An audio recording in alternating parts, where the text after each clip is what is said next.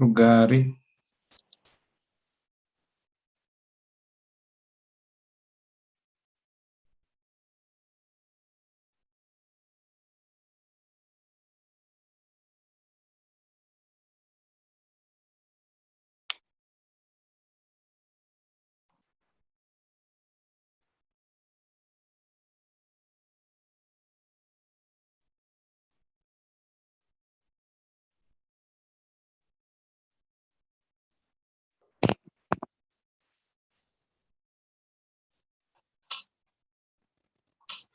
Garwandi.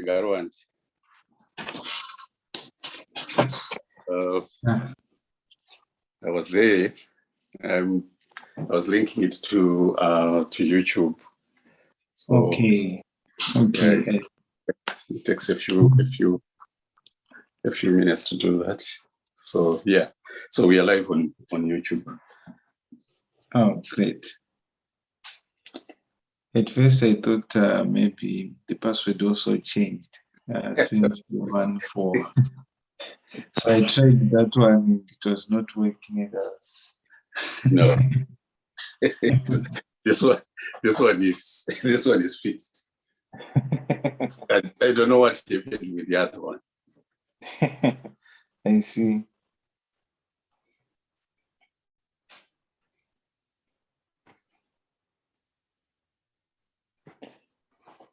Yes, we can start. Oh, we can start.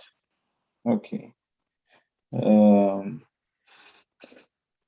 Ishe taiwo wonga ameni mono momba wamenyu oje uyanewe osata tenda oishe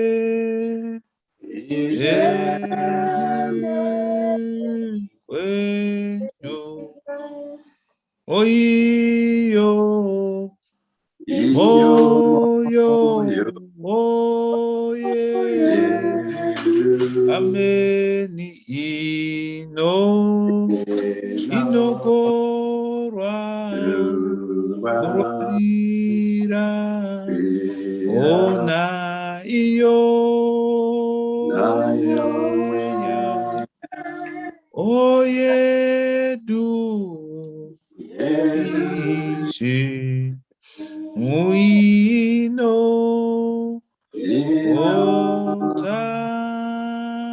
otarira idzoworo kororodze ameni baba ngatidzinzwe oiraza irodama denyu odineme ngatikonzwe ongawo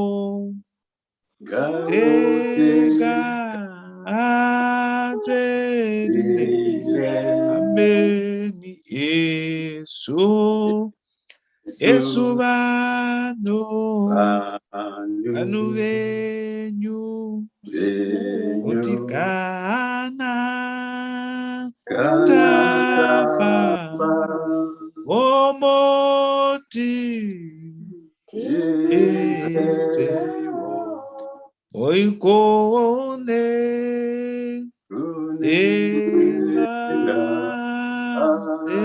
engarenyu o are hallelujah ayeme ameni yari ariroya Uya yemeni. Oyare. Hallelujah. Oyaire. Roya. Oyaire. Roya. Yemen. Yeah. Amen. Oh. If there's an individual or a family, can they lead us in a song of Mighty Ram? Mighty Rame, kuna baba. Mighty Tirurame ukuna baba. Umayo tirurame kuna baba. Umay tirurame kuna baba. Umayo tirurame kuna baba. Umaitirurame kuna baba. Mavatubuna kuna baba. Wavuma vatubuna kuna baba. Wavuma vatubuna kuna baba. Nengirosi gururama. Ukama nengirosi gururama. Ukama nengirosi gururama. Tirurame kuna baba. Umayo tirurame kuna baba. Umai tirurame kuna baba. Amen. Amen. Totenda Mwari nekuimba kwakanaka. So nguva ino tichapa 2 minutes for each and every individual so that we can confess our sins and ask for God's call for forgiveness. So 2 minutes nemunhu paari ipapo achizvireurura zvinhu zvaake achikumbira kuregererwa kuna Mwari. And also, if you feel like you want to say it out loud, it's also allowed within those 2 minutes. So let us all open our hearts and accept the Holy Spirit to use us. Amen. Hallelujah.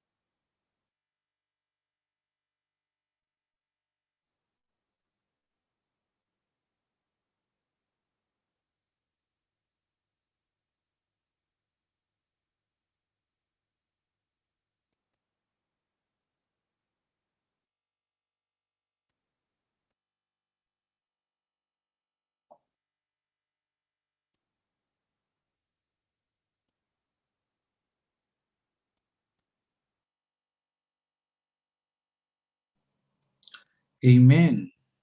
Hallelujah. Totenda Mwari nenguva yavatipa. So panguva ino I'll call upon an individual or a family to give us a song so that we can kickstart this service, and I'll ask Evangelist Mangwende to lead us in an opening prayer to start the service. So if there is an individual or a family vanoshuwirawo kubatira Mwari basa, ndiyo mukana kuti muimbe tivhure nemunamato. Amen.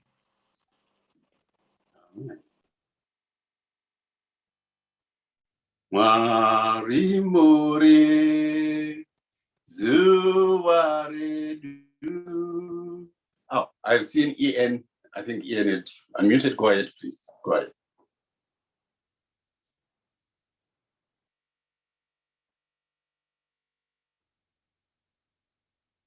Mwari more zuwa redu rinopenya pauzuru asi mweya ungaone paunozofambana. Mwari muri no yedu atenzeche kondo dzedu dzose dzino kundwa nemi dzitouya nekufara munotipa ngoni dzenyu munotipa neutsede munopava nunamata nunopama kumbureru makumbureru makuru makumbure ruedega arikuwa vanuvunga kuti vanhu iswa nemi. Hallelujah.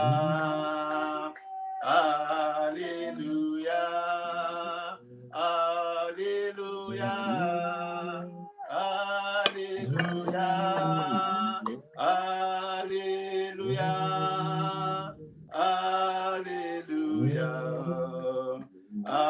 hallelujah, hallelujah.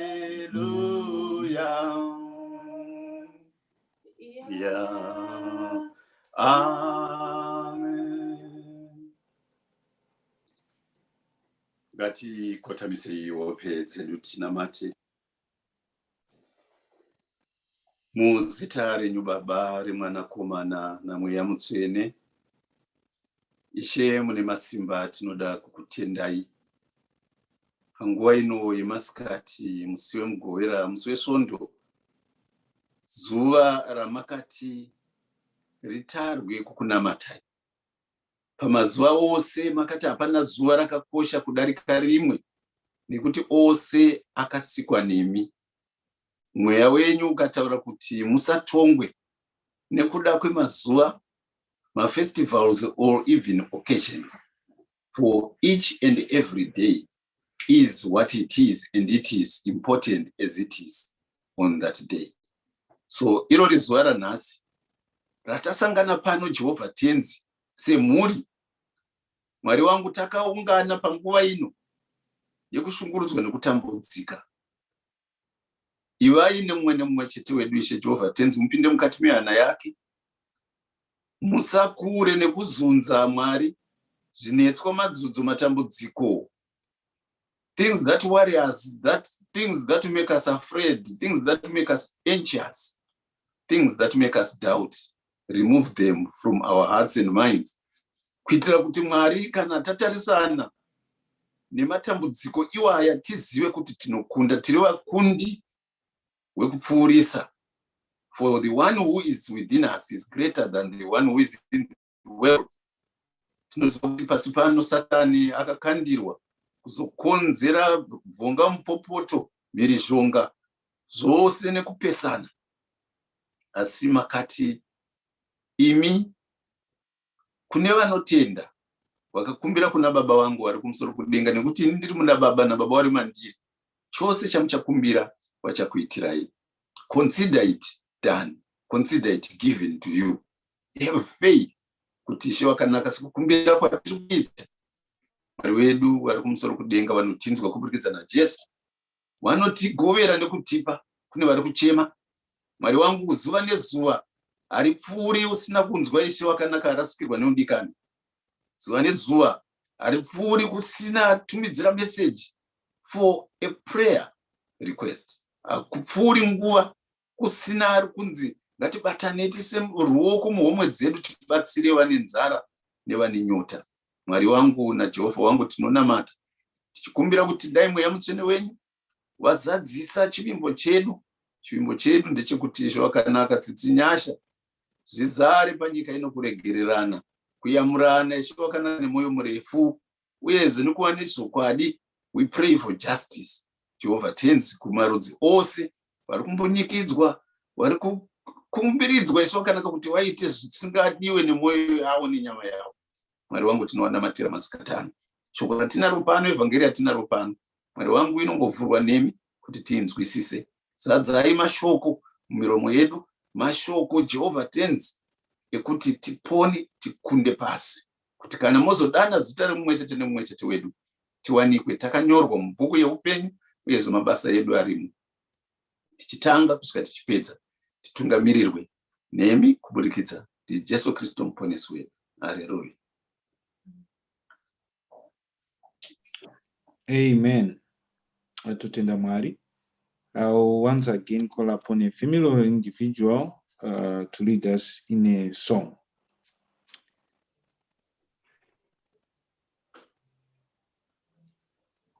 Dinosha miswa kwasho na maba samakuru akai irwa iwe oseya nongitswa okuru wenyu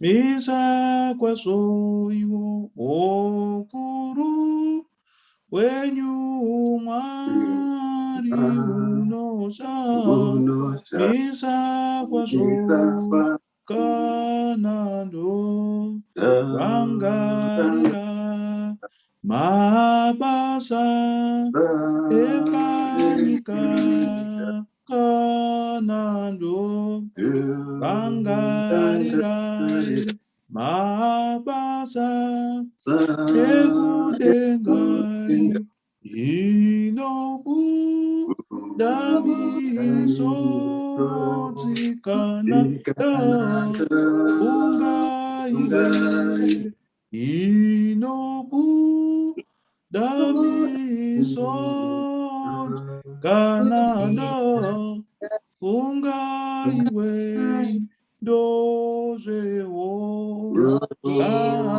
anikoizvo zvanetsa moyo wangu ndozvewo anikoizvo zvanetsa moyo wangu ndozvewo Jehova kanetsa moyo wangu doziwu Jehova kanetsa moyo wangu Yeah.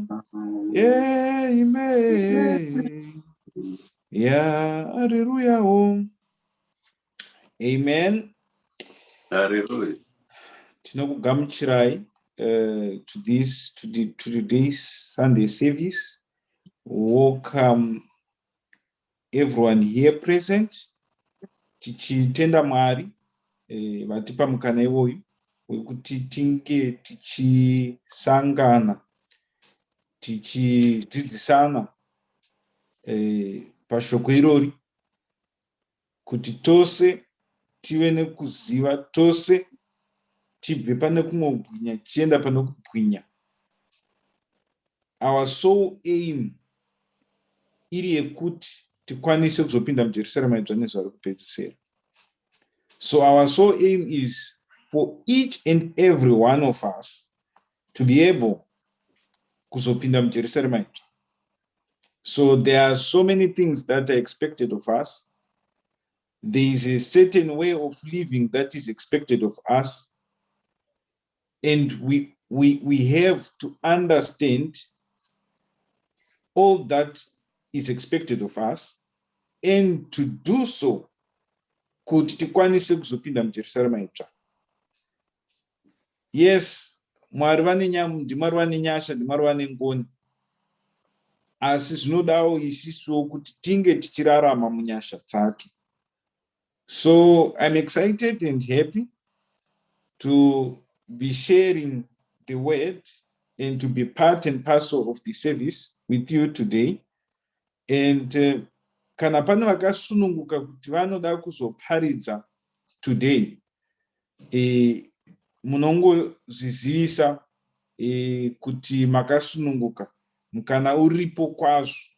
So all those who feel they would want to share the word of God, nekuti shoko iri hakuna anoziva kudarika mumwe, tose tiri pakudzidza. It's more of like an apprenticeship where we are learning as we are doing.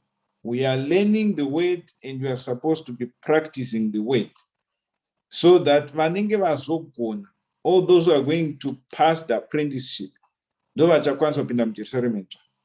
So it's more like everyone ari kudzidza, and whilst we are learning, we also have to implement all that we are learning, and there has to be an improvement.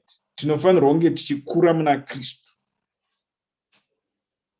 so that at the end of the day, by the time yatinozosvikawo pakuti nguva yedu yekurarama panyika yakwana, tinofanira kunge taachiva zvatinofanirwa kunge taachiva mukuona nemukuda kwaMwari. Amen. So chiziviso kuna varume vose vakasununguka vanoda kuzoparidza, makasununguka kuzvizivisa, kundizivisa, or just to say, kunyora in the chat that you are available, and then mukana uripo. Amen. I would want to take this opportunity to greet vese vari pano, vafundisi kusvika kumukomana mudiki wekupedzisira vari pano, nekuna naamai vakuru varipo kusvika kumusikana mudiki wekupedzisira, nchiti haleluya. Ino inguva yakanaka yatawanirwa naShe, sekutaura kwaanoita kuna Hebrews 4:7, inoti pane zuva rinonzi nhasi, rokuti kana uchinzwa shoko rake usaomese mwoyo wako. So there is nothing so special about today. It's not that it's a Sunday or whatsoever, Sabbath or what, but it's just a date ratatosangana kuti tirumbidze Mwari, and we have to do it nemoyo wose, each and every day. Zuva rese ratinorarama tinofanira kurarama tirumbidza Mwari, and nhasi izuva ratakabvumirana kuti tinosangana tichikuchidzirana.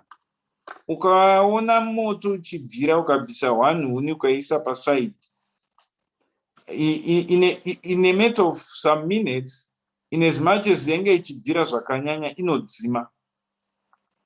And that's how it is. Yes, we spend the whole week tichita zvatinenge tichita tirumbidza Mwari in different ways, tichirarama life style yatinofanirwa kunge tichirarama, but then there is need yekuti tisangane tichikuchidzirana kuti tose tirambe tichibvira, and ndiwo mukana watinawo. So mukana unofadza, nguva yekufara, kusununguka kuti Mwari wachiri kutida, vari kutirangarira, vari kutipa mukana wakaita seiwo. Amen. Today tine tsamba yatinayo tapiwa nevakuru ichange ichidzidziswa John 16 verses 32 and 33. So I will read first in Shona and then in English. John 16 verse 32 to 33, musoro shoko uri verse 1. Jesu unovaudza zvomweya mutsvene nokuuya kwake. 32 verse.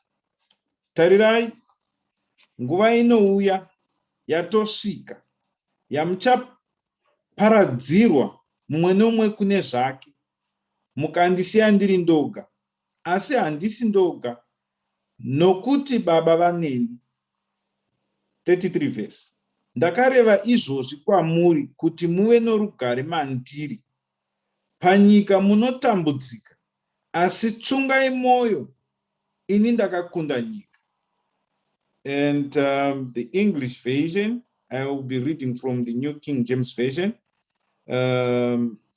Musoro shoko ripo, the heading, Jesus Christ has overcome the world. 32 verse. Indeed, the hour is coming, yes, is now come, that you will be scattered, each to his own, and you will leave me alone. And yet I am not alone, because the Father is with me. These things I have spoken to you, that in me you may have peace. In the world you have tribulation, but be of good cheer. I have overcome the world. Amen. This is an interesting, these two verses are quite interesting. Anotiratidza Jesu, in this instance, Jesus was speaking to his disciples, and tichitarisa zvedu manyorero pakanyorwa tsamba iyi, the time paitaura Jesu these statements, yanga towards his crucifixion. This was towards his crucifixion. And ainge ava kuvaudza nekuti before then the disciples vainge vasinganyatsonzwisisi kuti zvichafamba sei, vainge vasinganyatsonzwisisi about the Holy Spirit. So this whole chapter, John chapter 16, is about the Holy Spirit, where Jesus is reiterating the fact that he's going to leave them, but he's not going to leave them alone, because he's going to leave them with the Holy Spirit. And then he describes and explains the purpose and the role of the Holy Spirit and what is expected of them when he's gone. For them, they were not ready, and they felt they were not prepared to be alone without Jesus. And in this instance, he's actually saying, you are going to leave me, not that he's going to leave them. Which is, to them, I think at this instant, they may not have understood what he meant when he said, you are going to leave me, but kubva kwese kwaanga akatanga ndiye aitaura kuti ndichakusiyai. Peter akambenga atoproclaima kuti handimbofe ndakakusiyai, like even kusvika parufu change tiri tese. And then Jesu akatoti uchatondiramba not just once but 3 times. So at this instance, iye aivaonesa kuti muchandisiya, but even if mukandisiya, handisi kuzosara ndiri ndega pesei, nekuti Mwari vanenge vaneni. The Father will be with me. So it's not like muchandisiya ndoga. And izvi aizvitaura in plain language, so that they can easily understand what he was saying, because verse 16, akambenge at a little while you will not see me, and again a little while and you will see me, because I go to the Father. Then some of his disciples said amongst themselves, what is this that he says to us? So avanange vakanzwisisa what he was saying, what Jesus was saying. And then that is why he now explained kuti panguva inouya iyo yatosvika muchaparadzirwa, mwe nemwe achaenda kwake, muchandisiya ndoga. And this happened when the time came, pakatorwa Jesu achinotambudzwa, the disciples went into hiding. And it's true, Peter akaramba Jesu 3 times. Vachiona the kind of treatment that Jesus was going through, havana kukwanisa kuti vazviassociate, or they could not identify themselves with Jesus at that time, mostly because vanga vasati vasimbiswa nomweya mutsvene. Pataimi mweya mutsvene wanga usati wadururwa, so vanga vasati vasimbiswa, hence vakatiza. Pataimi vakatiza vachiona zvaiitwa Jesu, vakatiza. And it was not their fault, nekuti zvanga zvakaprofitwa, zvakanyorwa kare kuti iye oga amene Jesu ndiye uchatifira zvivi zvedu, uchatambudzwa iye umene for our sins. So vese vakaparadzirwa sekutaura kwainge kwaita Kristu. But Jesus was saying, in as much as you are going to leave me alone, Mwari vachange vaneni. Maybe he was saying this so that maybe havazonyanya feel bad about it, vari pavanga vatiza kuti, but munhu wanga wafamba naye for about 3 years or so, kuti vangomusiya achitambudzwa, yet vainge vachiita zvese, vachidya vese, vachirara panzvimbo imwe chete vese, and so forth. And then all of a sudden they had to disappear just like that. Vachitoti hatombomuziye. Patime iyo kutoti munhu ati mamusingafambe naJesu, munhu aitomutarisa, in as much as anga ari mudzidzi, aitomutarisa nezuro kuti unopenga here, handisirini, because zvaityisa. But Jesus was not alone, he was with the Father.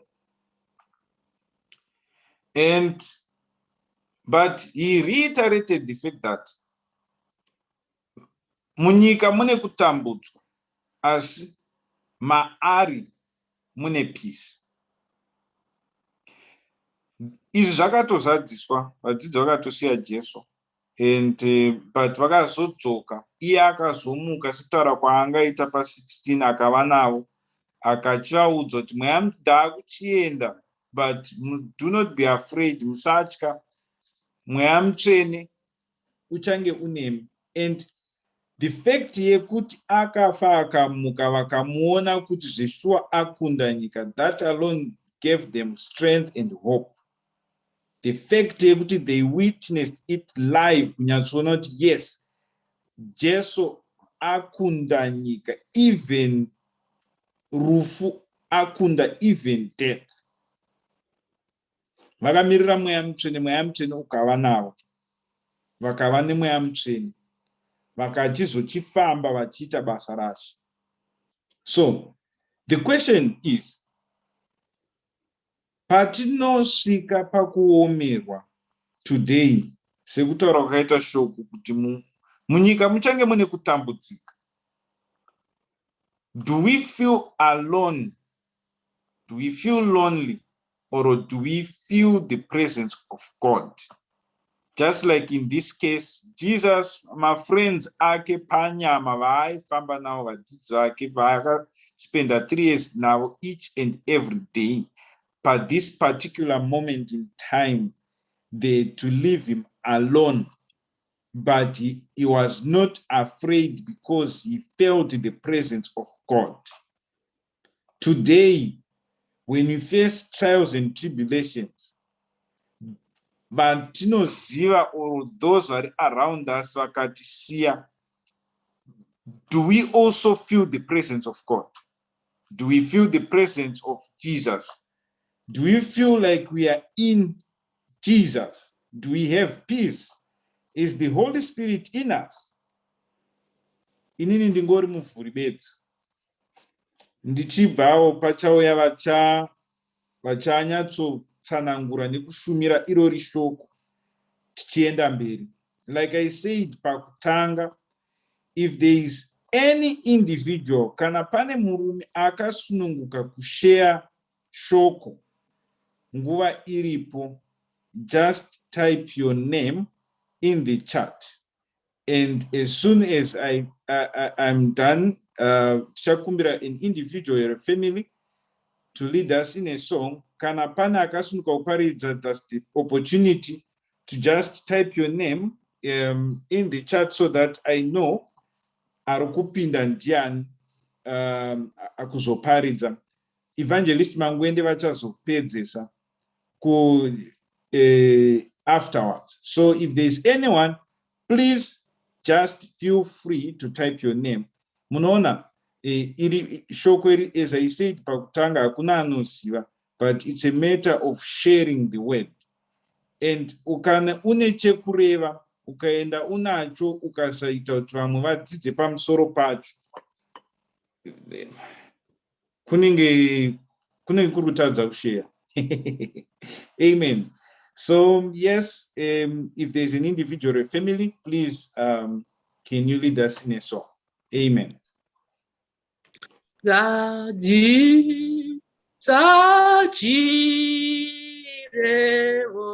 O chako Mwari ishewejo o kwadi o semaru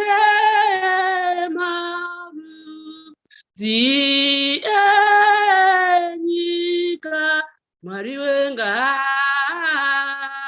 une ruponiso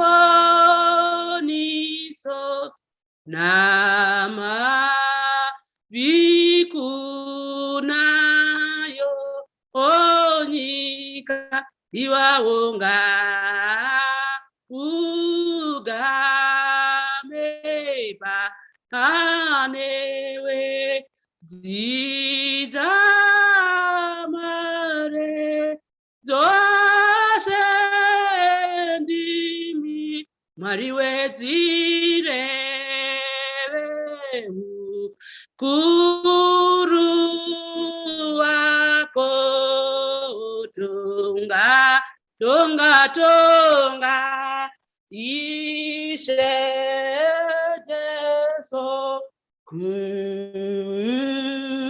yaneiwe ufara nezvikanga niso zvedu ozvatadzisa yose nyika tarirani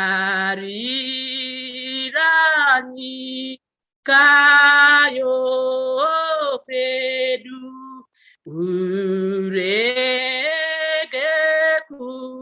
ipapayo uregeku sama kwayo oisingape muriyayo ramba ishetisa azvidze zvidzi dziso zvezvirako ugosema soti mutsirirawo tidwe necho kwadi chako. Amen.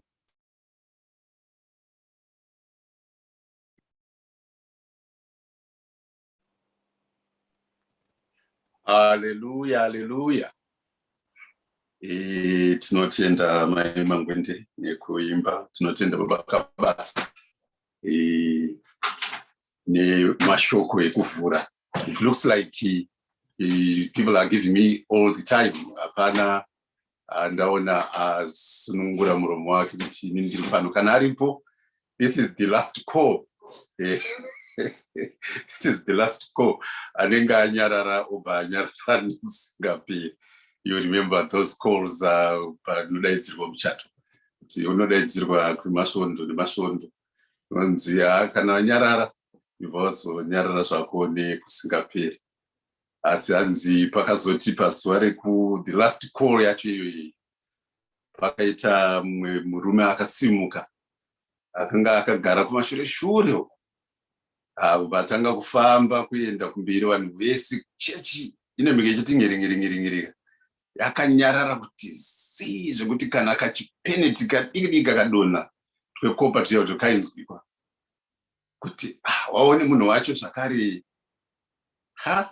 anenge asiri munhu ari familiar kwavari. Ndokubva asvika pana mufundisi zvikanzi taura tinzwi. Zvikanzi zvese zvimwe muchitaura pese apa hapana chete tichinzwa kumasuro, saka ndauya kuti nditi taurisai tinzwe zvamuri kutaura. So yes, you know, people can become very, very anxious, and people start, you know, making assumptions and a lot. Anditoshamiswe kana paine vamwe within the congregation wakanga wakutanga kutotaura about mukomana wacho murume kana kuti about mukadzi wacho musikana kuti taimba kutaurirai kuti zvakunaka zvinomboenda izvizvi. People are very quick to make assumptions. People are very quick to judge, and sometimes isiso sevanhu tinozotadziswa kuita zvinhu zvatinofanira kuti tinge tichiita, just because we are also making assumptions and judging kuti nofunga vanhu vanofunga zvakati. But let us continue to be people. Please feel free, vana baba vari pano, kuti muparidze shoko. Apa ndo pandinoti Paulo akakanganisira apostoli. Haleluya. Regai nditange nekukudza vana baba nana mai vari pano, kutedzana kwezvigaro zvavo kusvika kumukomana mudiki-diki nemusikana mudiki-diki anoimbira Mwari. Haleluya. Ndopa I can assure you, dai tati nemadzimai nevasikana hataivapedza ipapa. But unfortunately, the system, according to the word, has not given the women the permission to share the gospel during main church service like this, but on other sub, like Mswech Tatu, Mswech Shanu, and women's forums. But what I'm just saying is men who are present, and you are present.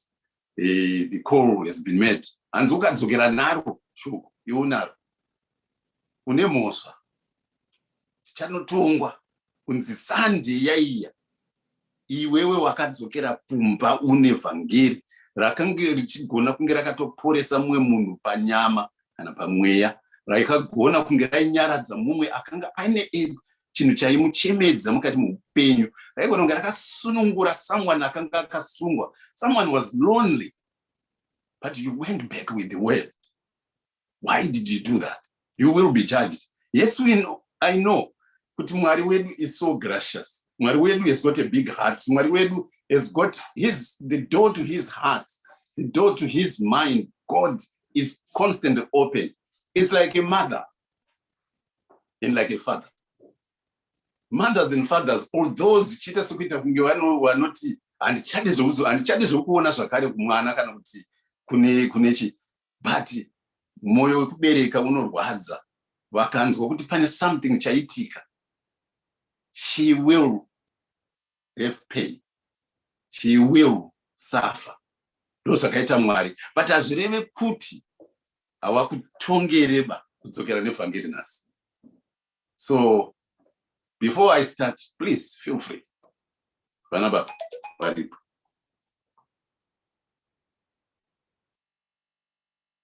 Vane masimba Jehovah, vane masimba Jehovah, vane masimba Jehovah, vane masimba Jehovah, vane masimba Jehovah, vane masimba Jehovah, vane masimba Jehovah, mune masimba Jehovah, mune masimba Jehovah. Hallelujah, hallelujah, hallelujah, hallelujah, hallelujah, hallelujah, hallelujah, hallelujah, hallelujah, hallelujah, hallelujah, hallelujah.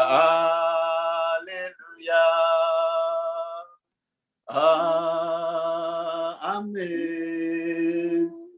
Hallelujah, hallelujah. Kune vanyora hanzi aiwa tinoti tiripo asi kungoti tsamba tazoiona last minute, saka next time yes hanzi garai makatipa tsamba tichaedza kuita sekudaro. And if you check my status both on my WhatsApp and also on YouTube, I normally will post the chapter a couple of days, sometimes even a week before Sunday. And I will try also to post it in all the groups so that people can be prepared. Hallelujah, hallelujah. Tinotenda. So ritori vhangeri ratoparidzwa irori.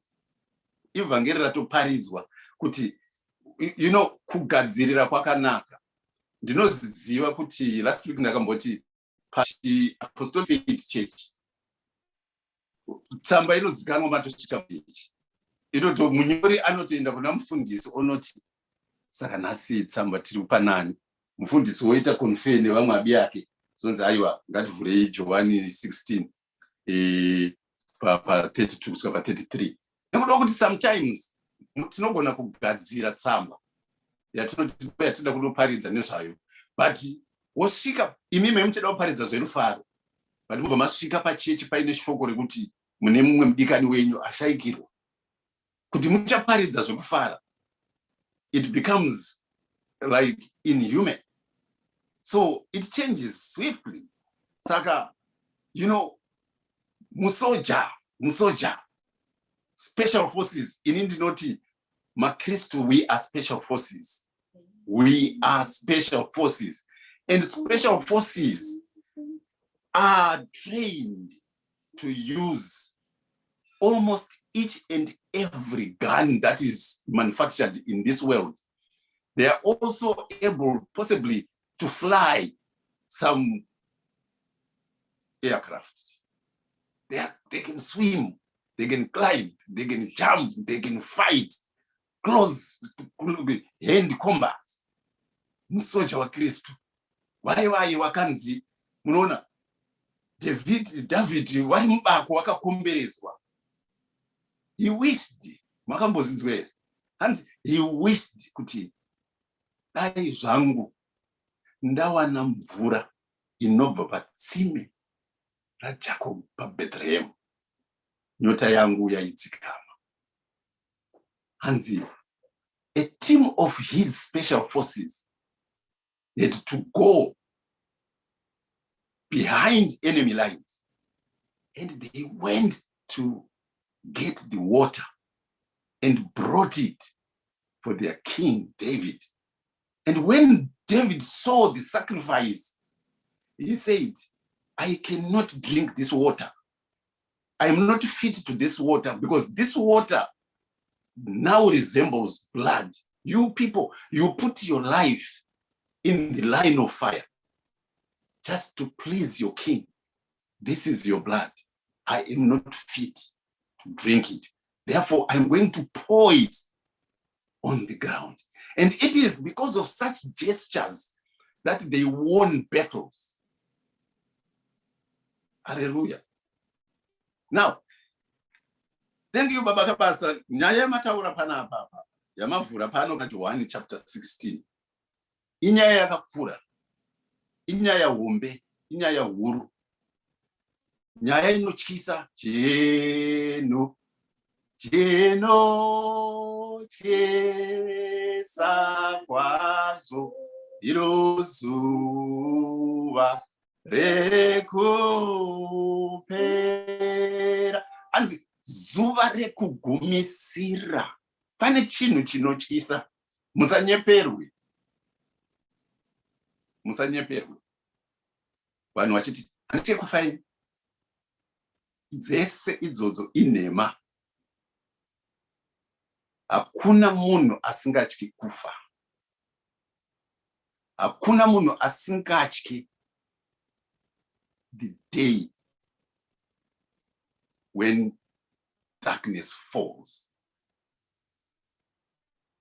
Even Jesu Kristu mwanakomana wa Mwari had to illustrate, to strengthen his disciples, that that day is not an easy day. Tinomunzwa kuti ari mugarden of Gethsemane. Akaita munamato. Munamato wakati dikitara akabuda nekunamata. Raita seropa. And his wish was, if he could not die, but because the Gospels, because life had to take its course, it had to happen. At Golgotha, we know, my Lord, why have you forsaken me? Those are powerful words that came from the mouth of our Lord Jesus Christ. Why have you forsaken me? It was painful. It was hard. It's not, get me right.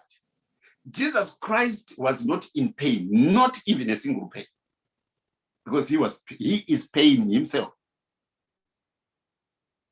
But he was illustrating to us as mortals, as humans, because he came on this world, he came onto this world as a human being. He had to illustrate that the pains, the sufferings, and the tribulations that you go through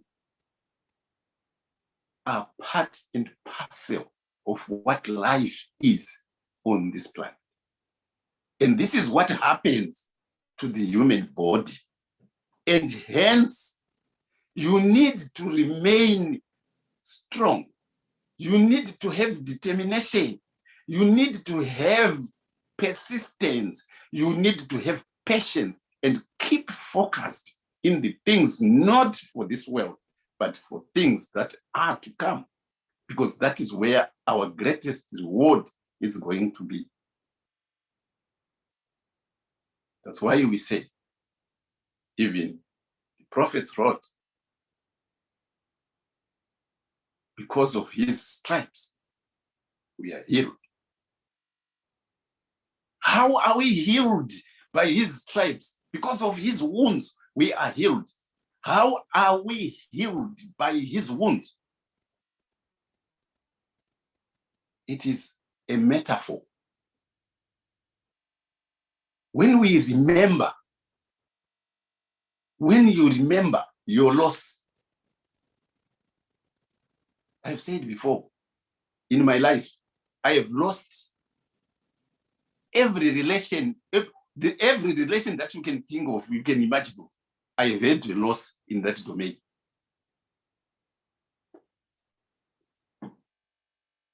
How painful is it? But when I had those losses, what gave me strength, what kept me going was when I looked at Jesus on the cross, and himself looking back at his mother, and also the words to the disciples that he loved so much, they give me strength.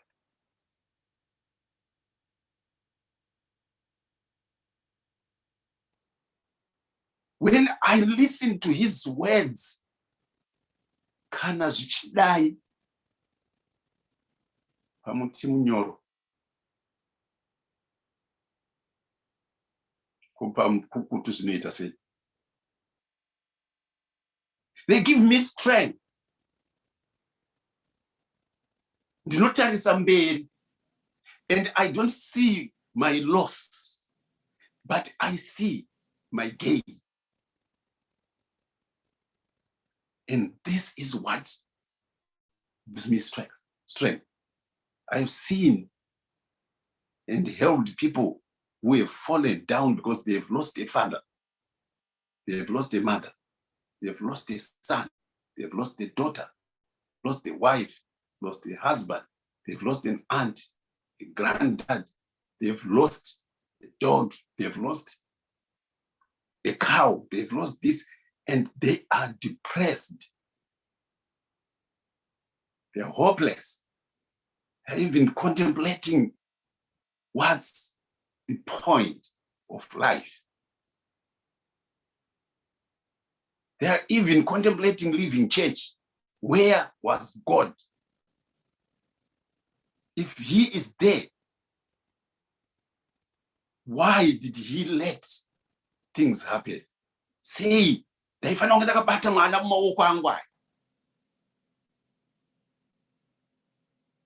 he was there, why? What I've told them is, you know what?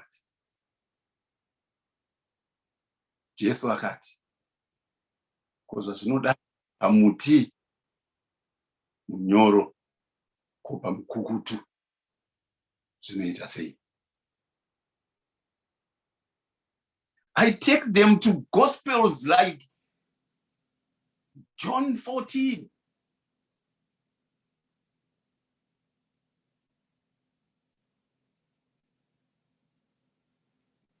I say to them, you know what? Rufu haruna zera. Kubirwa hakuna ndakura. Kurasikirwa nechaunoda zvikuru, kurambwa nemurume kana nemukadzi. Hasina ndakangwara. No, you cannot be clever. You cannot be too wise. Asi zvese zvinoitwa naMwari. Satani chaiye hana simba. Takamunzwa pana Job. Job anotaurwa. If you read the book of Job, it tells you who Job was, what he was. But the devil, zvinonzwa zvangu ndinoseka zvangu vanhu vachiti chitsike Satani chitsike, kuti iwewe manje iwewe ugotsika Satani. Tinoimba, handisi kuti zvakaipa, tinoimba kuti tizvipe strength. When we sing against our adversaries, it gives us courage and strength. But point yandoda kutaura ndeyekuti Satani is not chidhori chakaumbwa nematanda, chisingatauri, chinofambiswa mumba kana kuti panze weEvha. Haasiri yeSatani ye. Satani anotouya pamberi paMwari, Mwari otobvunza kuti siko iwewe ngori kupiwo. Sonzi ndiri kutenderera zvangu ndichiona I'm roaming. Vanhu vanofunga kuti roaming yakatanga mazuva ano nemafoni kana kuti nechichi. Roaming has always been there. The devil is the author and the initiator of roaming.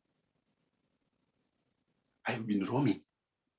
And God says, what do you see? They say, I saw Job. And what? No. I don't matter because one, makamupa zvese zvaanoda, ane bafune fararira yevana and got the most beautiful daughters. Ane vanakomana vanoita mapati pamadiro vachikoka mashamwari, ane zvipfuyo, ane this. That's why he is sitting pretty. Give me the power to control you, to do bad things. And God said, okay. So iwewe paunoona uchisangana nedambudziko, wofunga kuti dambudziko iri riri kukonzerwa nemumwe namai wepa next door nababa wepa next door, kana kuti nani, kana kuti nemutungamiriri wenyika, kana kuti whatever. No. Zvina Mwari mukati. Saka manzwa baba vakavasa vachitaura manje kuti zvakudiwa manje ka ndezvokuti uri kutarisa kupi wewe in this moment when you are faced with a challenge. Where are your eyes? Where is your focus? Kana wakatsva focus, uchateerera mashoko emukadzi waJobho. Kana wakatsva focus,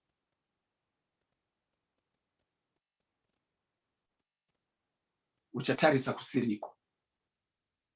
Hallelujah. Now, John anonakidza zvikuru kwazvo. John anonakidza zvikuru kwazvo. Anozoti ndini disciple iya yaidiwa naJesu Kristu, yaifamba paside pake. And Gospel raJohn ritori separate from the synoptics. Why? Because rine tumwe tunhu twatinonzwa tusinganzwikwe, tusina kunzwikwa nemasynoptics. Hatina kunzwikwa naMark, hatina kunzwikwa naMatthew, hatina kunzwikwa naLuke. But John akatunzwa. Why? Because he was close. He could hear the things that were transpiring pamuchinjikwa Jesu aripo. He could record things that were transpiring even behind the scenes, because he was constantly by the side of our Lord Jesus Christ. Peter akatomubvunza kuti ko uyu ari kuramba achingotiteera uyu, zvanzi unei nazvo kana chero ndakada kumuchengetera kuti asafi kudzimara ndichidzoka.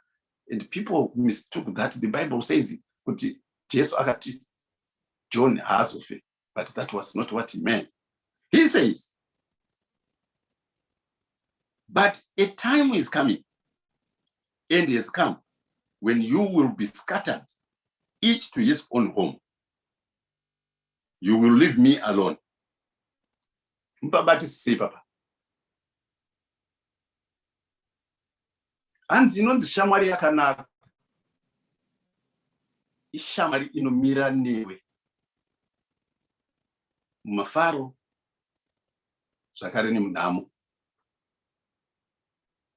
Nenera varoresi, vana magistrate, chero vafundisi vachirorodza muchechi kana kukoti, vanototi in rags or in riches, in good health or in ill health.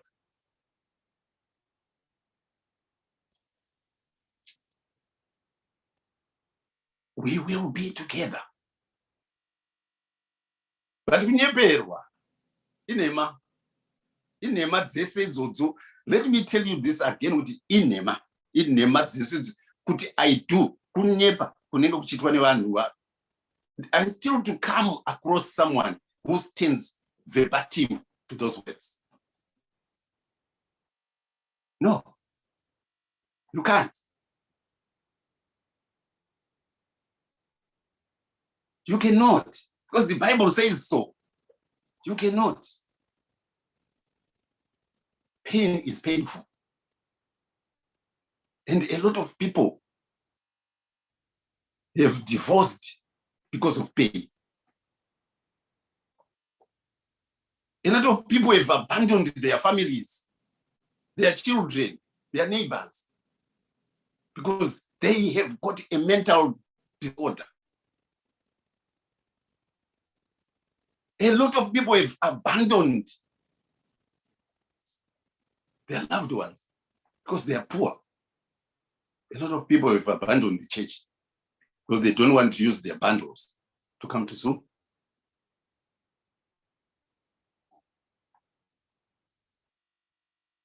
ndati kunyeperwa.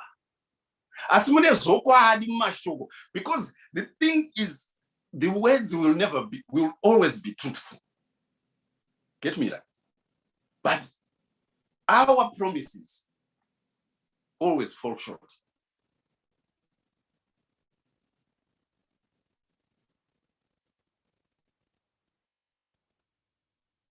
A time is coming when you will all depart and go to your own homes and leave me alone. You will be scattered. Okay.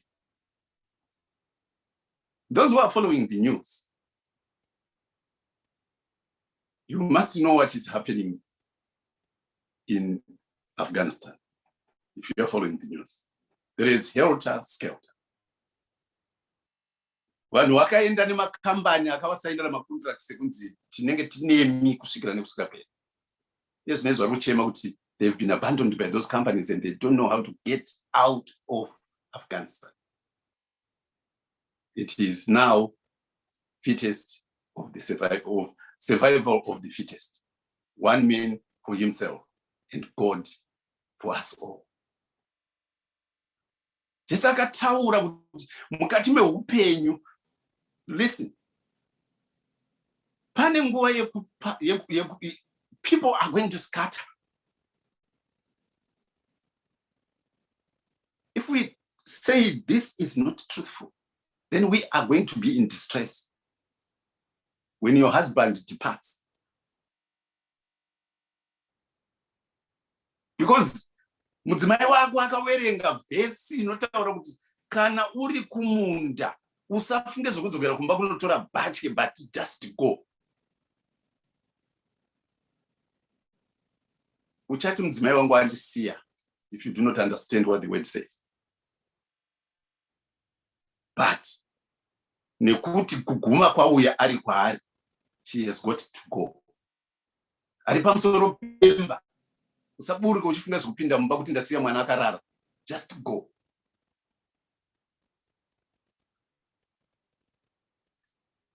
Jesus Christ was warning us and is continuing to warn us even today that in this life that we are living,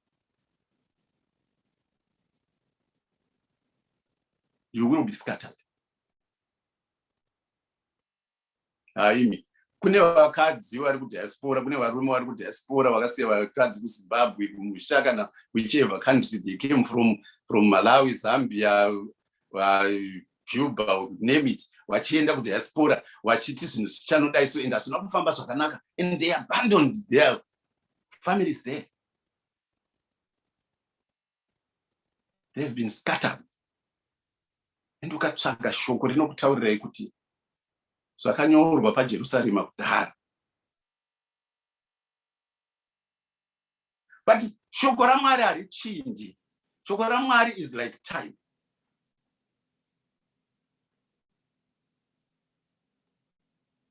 You can stand still, but the clock does not stop ticking.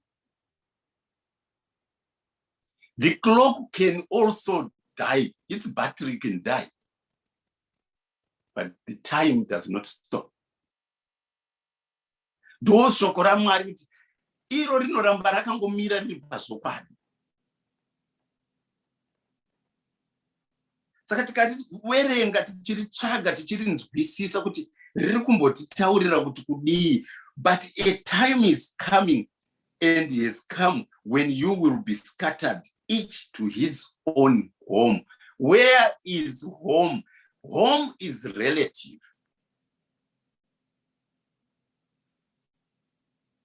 Ndakaona inini mumwe munhu anogara mustreet. Anoenda kubasa. Anosenza basa rakanaka chaizvo. Anogara mustreet. Ndakambunza kuti why? Swanzi, you know what? The hustle yekutsvaga imba, yekuzombotsvaira kuimaintaina, kubhadhara renti, all these kinds, I can't be bothered. But kana achipedza basa ntembo ino, iwewe home yako ndiye kuenda kuimba yakavakwa ine mudhuri. 7 rooms, 15 rooms. Mumwe munhu ari kuenda kuchitangwena. I told them I'm going home.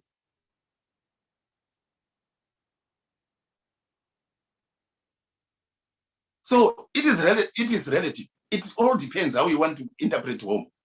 Home could mean death. It's going home. But the time hanzi iyo zvinezvi yapo yakwana nguva. In practical or in practice, tinonzwa isi kuti Peter akatombozviramba izvi kuti kutiza kuenda kupiko. Hatitize isusu. Tafamba nemi tinotize tichaendepi. Zvanzi shamwari, jongwe risati rakukuridza rutatu. Or jongwe risati rakukuridza uchanduramba rutatu. Peter aifunga kuti kunyepa. Akazozvirealize. Zvendikutaura zviya kuti tinongotaura. It's so easy to say, no, I will never do this. No, not in India. I will never. The use of the term never, we should be used with caution. We are humans. We are subject to fault. And it can happen to us. But in Ramashoko, Jesus Christ, Hansi, you will leave me all alone.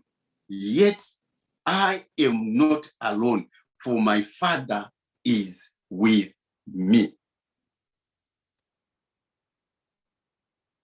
Look, sometimes you think when the West has come to you, it's like you are the only one who has got that problem. Kana Murehwa. Unofunga kuti ndiyo wega wabirwa pasiri. Unotsvaga ndakamboona mumwe murume muna first pakarega mombe. Akasiya paka Toyota yake, unoziva Toyota Crescent ashangobuda.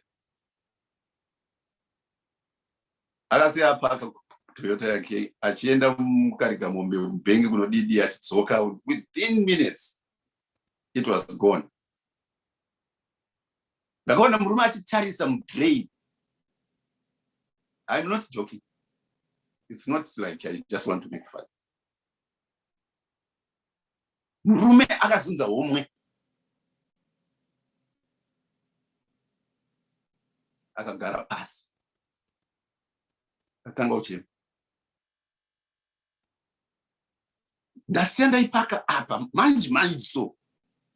Ndaipaka ipapa. When you lose something, the world kind of becomes a big black thing. It's just you.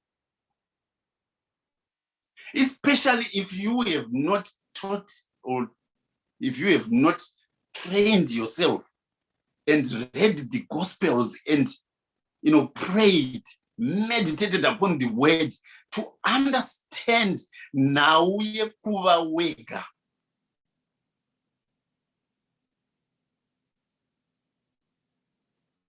Jesus Christ anotaura kuti, yes, it appears like I am alone. He even said, why have you forsaken me? After saying these words. But the thing is, kana tasvika pa dark moment, all hope can vanish in a second. Denial sets in. No. Wangu inini mpenyu.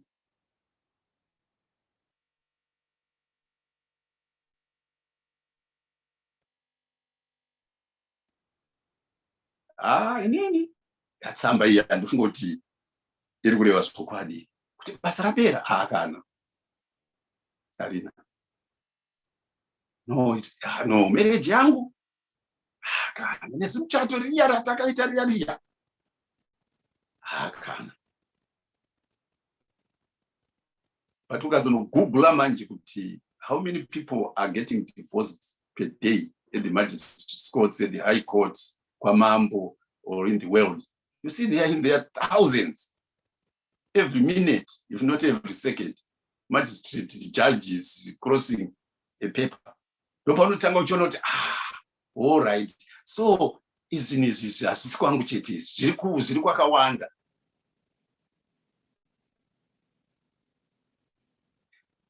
But the point is, whom do you hang on to when you are faced with a divorce challenge? Ndiani waunozemberana naye kana watarisana nerufu? Kana rwakukuparadzanisa, ndiani wawakazemberana naye? Wakazembera pamwana here? Kana kuti wakazembera pana sekuru here? Wakazembera pabasa here? Wakazembera panani? Whom are you leaning on to? Kana wakazembera pamunhu, you are going to be really, really, really lonely. But in Swahili is not our David. Jesus wrote, yet I am not alone, for my Father is with me.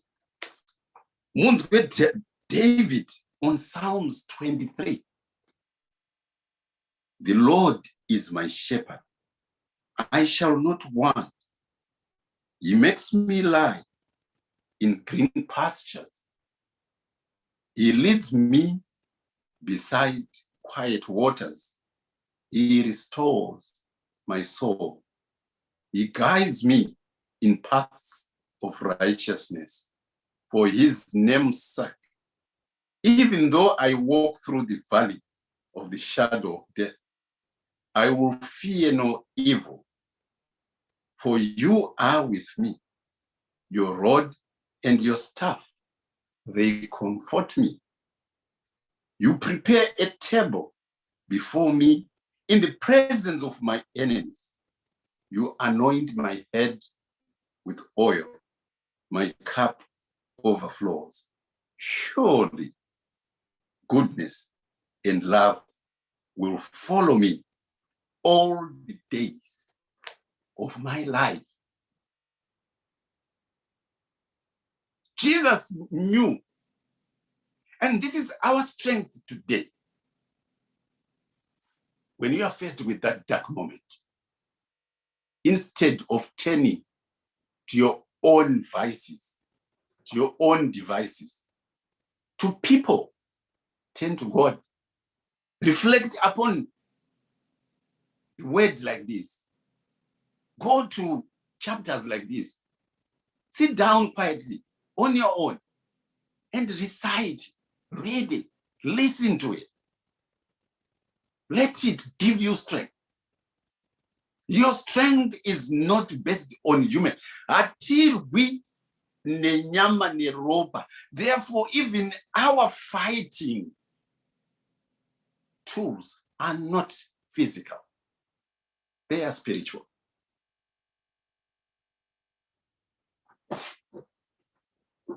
Ngatitarisei kuna Jesu. Ngatitarisei kuna Mwari. Ngati vanhu vanokunyeperai. I do yake ndeyekuti because aneta nekugara ari ega.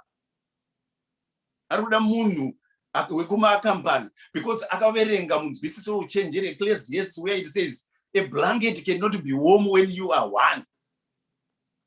Saka company yake ndiye kuda kudziisa makumbezi. Full stop. The rest kana kwa kudziya makukavana.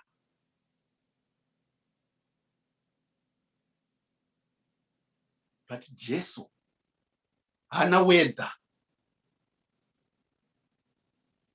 His love, his devotion, dedication is not based on the weather. It is everlasting. Even when the clocks stop, he is still constantly ticking.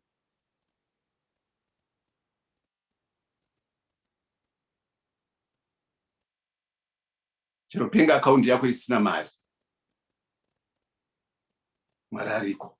Kune vamwe vakati hutendi kuita zvifevo. There are some who tend into drug dealing. Kubika kachasu. Kuita chikorokoza. Iye ari mwana waMwari. Nekuti hanzi bank account yangu haina mari. Yet the word, if we go back to the word, it says, why do you worry about tomorrow? What you are going to eat, what you are going to wear, and where you are going to spend the night, where you are going to sleep. Look at the birds. Look at the trees. Look at the flowers. Dzinoenda kumunda here. Kwete. Kusaka kana Mwari achigwana kugutisa shiri. Kana Mwari achigona kushongedza miti. Kana Mwari achigona kushongedza madesert. Kana Mwari achigona to take care of the fishes that live, 40-20 kilometers under the ocean. What about you, whom he created in his own image? Is he going to abandon you? No. It's you who abandons God. God never abandoned his own people he created with love. Jesus Christ goes on to say, listen, if you believe in me and you believe in my Father, because the Father is in me and I am in the Father, whatever I ask him, he does it because he knows I am his son and am obedient. So if you ask anything from my Father through me, consider it done.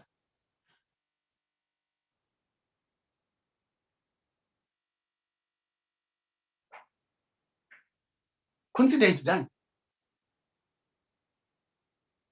Learning to let go. Munoona, Mwari ape. Iwe maoko ako achakabata zvimwe zvinhu. Imwe nguva tinofanira kuti tiregedze zvatakabata kuti tigone kunokora. Kuti tigone kureceive. We have got to open our hands. But sometimes pane zvimwe zvinhu zvaunonyatsona kuti zvinhu izvi hazisi kufamba. Hazisi kuita. But tinoramba takangoomerera kuita kunge kanyama kana wakambobata kana wakamboita karunda pazino kakabatirira pakati pamazino. You understand kuti rurimi runoramba ruchida kungoenda chete iko kunoda unokabvisa kusvikira watozotora time yekukatakanura kukabvisa. Your tongue will never be free. There are certain things that we have got to let go. There are certain obstacles that we have got to remove. But remember, God is always present. Because that is what God is all about. That is what God specializes in. He is there all the time. Hanzi, shoko rataidzidza last week. Mwari achitaura nevana vaIsraeri.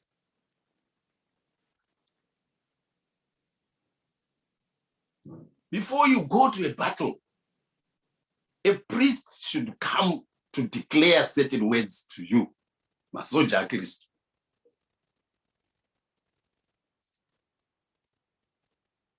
Hanzi neshoko. Muprista aiverenga shoko rekuti teererai vana vaIsraeri. Pamakupinda mubattle, do not consider kuwanda kwemahorses nemachariots, the number of soldiers that you are facing. Because they all do not matter. But trust in the word. Trust in the God akabvisa madziteteguru enyu. Trust in the God akakuburitsai muEgypt. Ngekuti iyeyu ndiye acharwa mberi kwenyu achikukundirai vavengi venyu. Elisha was in a city with his helper.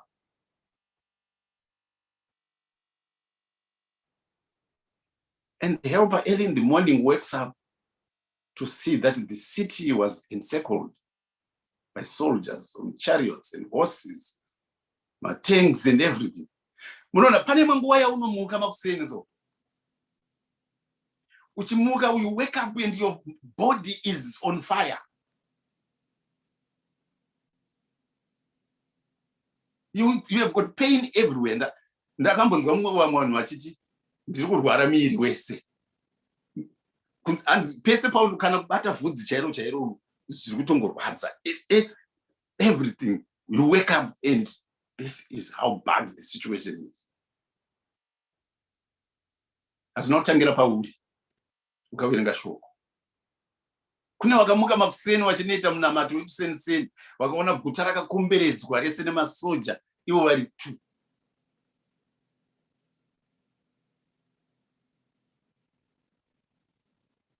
Zvinoita mapurisa kana achisvika pamba penyu kana if you have been wrongly accused for doing something or cannot terror kana with drugs and so on, or maybe harboring or something, and the police come at the door. Their knock is just like, I don't know.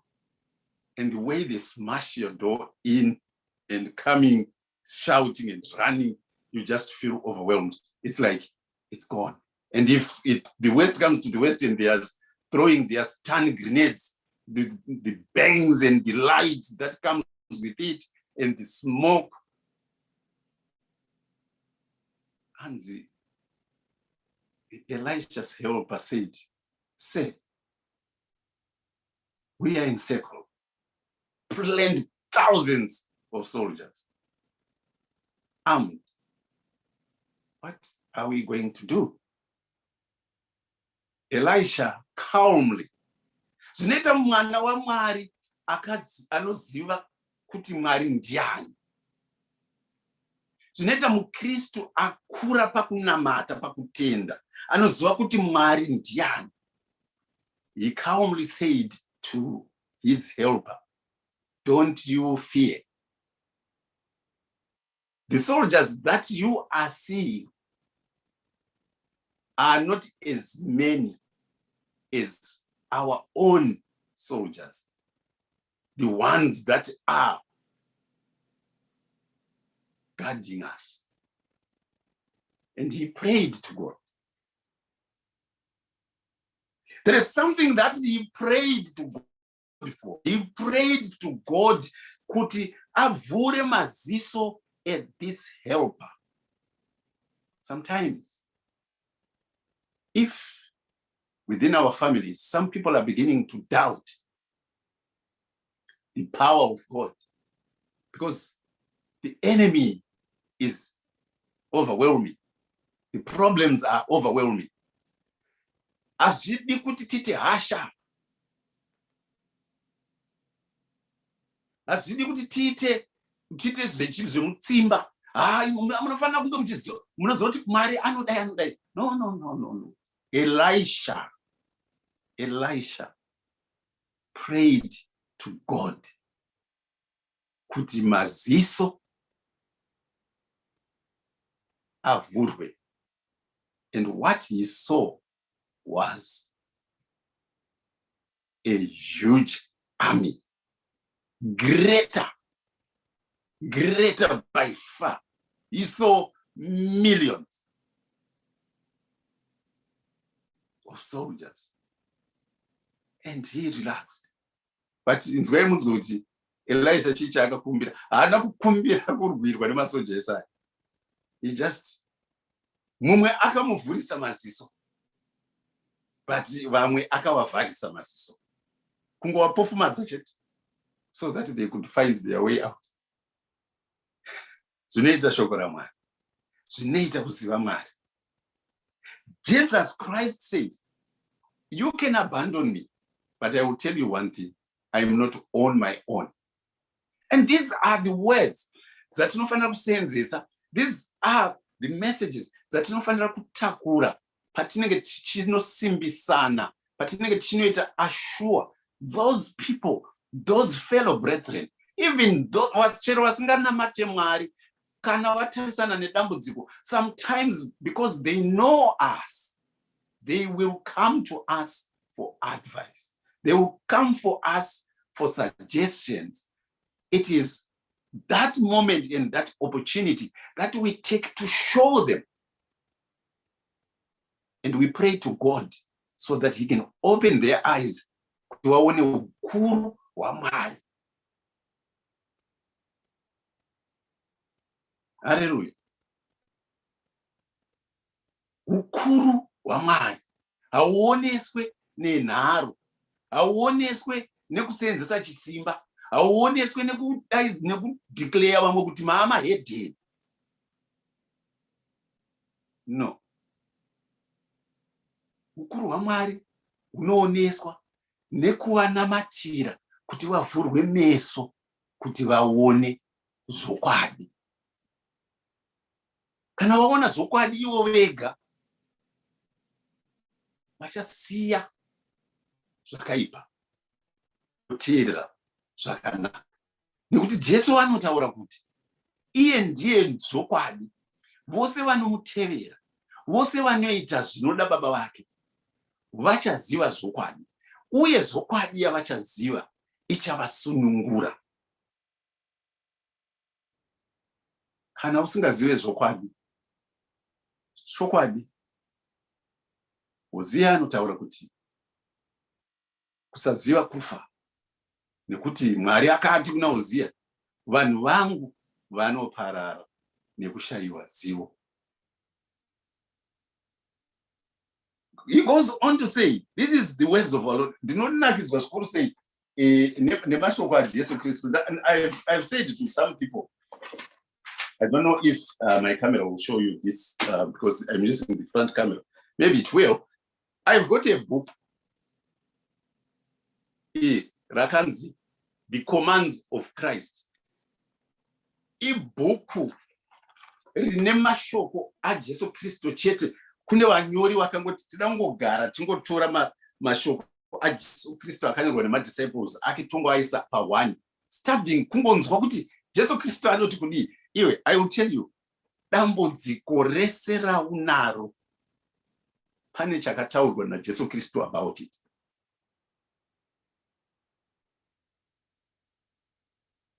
Kuna umwe wakafunga kuti no, makore angu awandise kugara ndichirwara. Jesu Kristu gets to them at the padziva reBethesda. Unoda kupore panzvimbo yekuti angotaura kuti womuda kupora, akatanga nenhoroondo. Nanhasi kune vamwe vanhu vachiri kupa nhoroondo kana wabvunzwa kunzi unoda kupora here. Anotanga kukudza kuti ndakatanga kurwara zvakadai so ndikamboenda kwakati, ndabvunza simple question, unoda kupora here? Hongu, kwete, hongu. Bartholomew, chii chaunoda kuti ndikuitire? Bartholomew was so specific. Open my eyes. That's what I want. Open my eyes. Ndokubata kwaMwari. So if we know these things, this is the word that gives us strength. This is the word that keeps our optimism high. This is what keeps our hope at its best. And this is what maintains our faith. Because everything that we will be asking for, we consider it already done. Kana chikange chisina kuitika, hazvireve kuti ngatitize Mwari zvakati. No.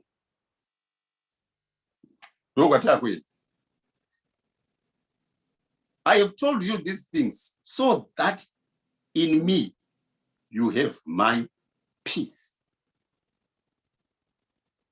Jesu Kristu akafana ataura.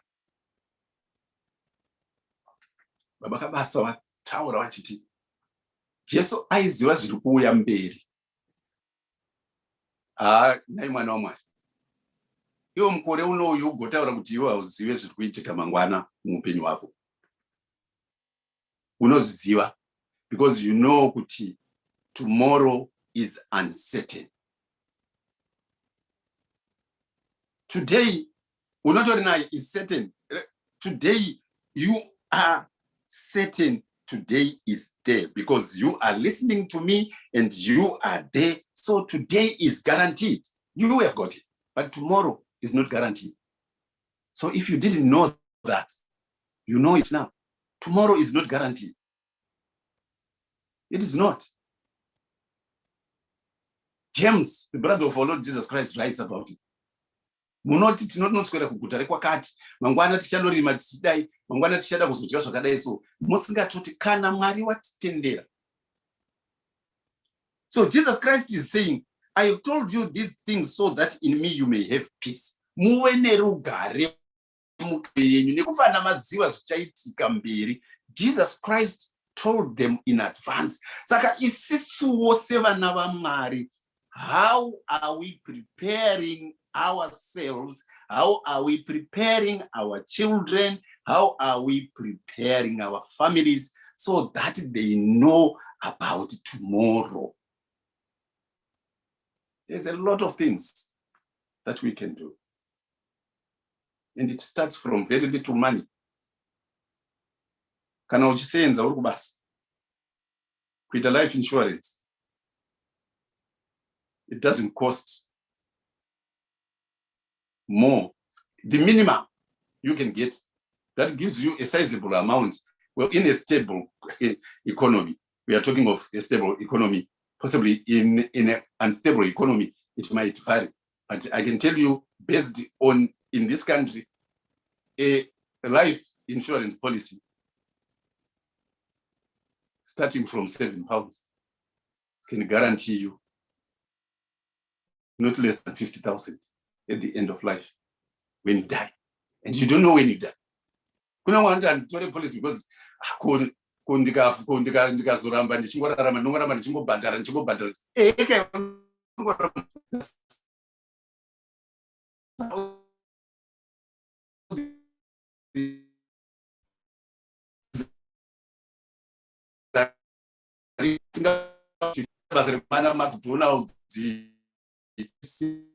bega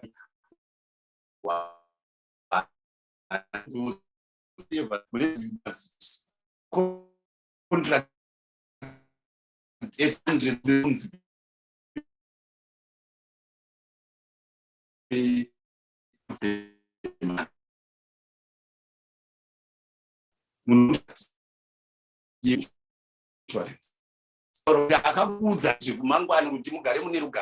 why is it that and appreciate that was not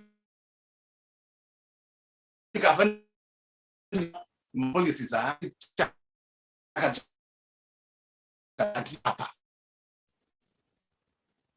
piece of mind again.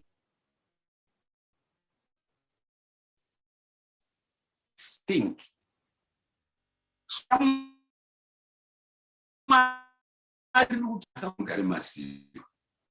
now there is something soon after that.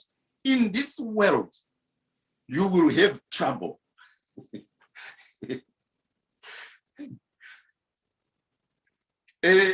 Regrandi kuna mapisarema 23 zvakare ndikuverengerei pavhesi ya4. Vhesi ya4 inoti, even though I walk through the valley of the shadow of death, I will fear no evil, for you are with me. Pandiri kunyanya kuda ndepekuti your rod and your staff, they comfort me.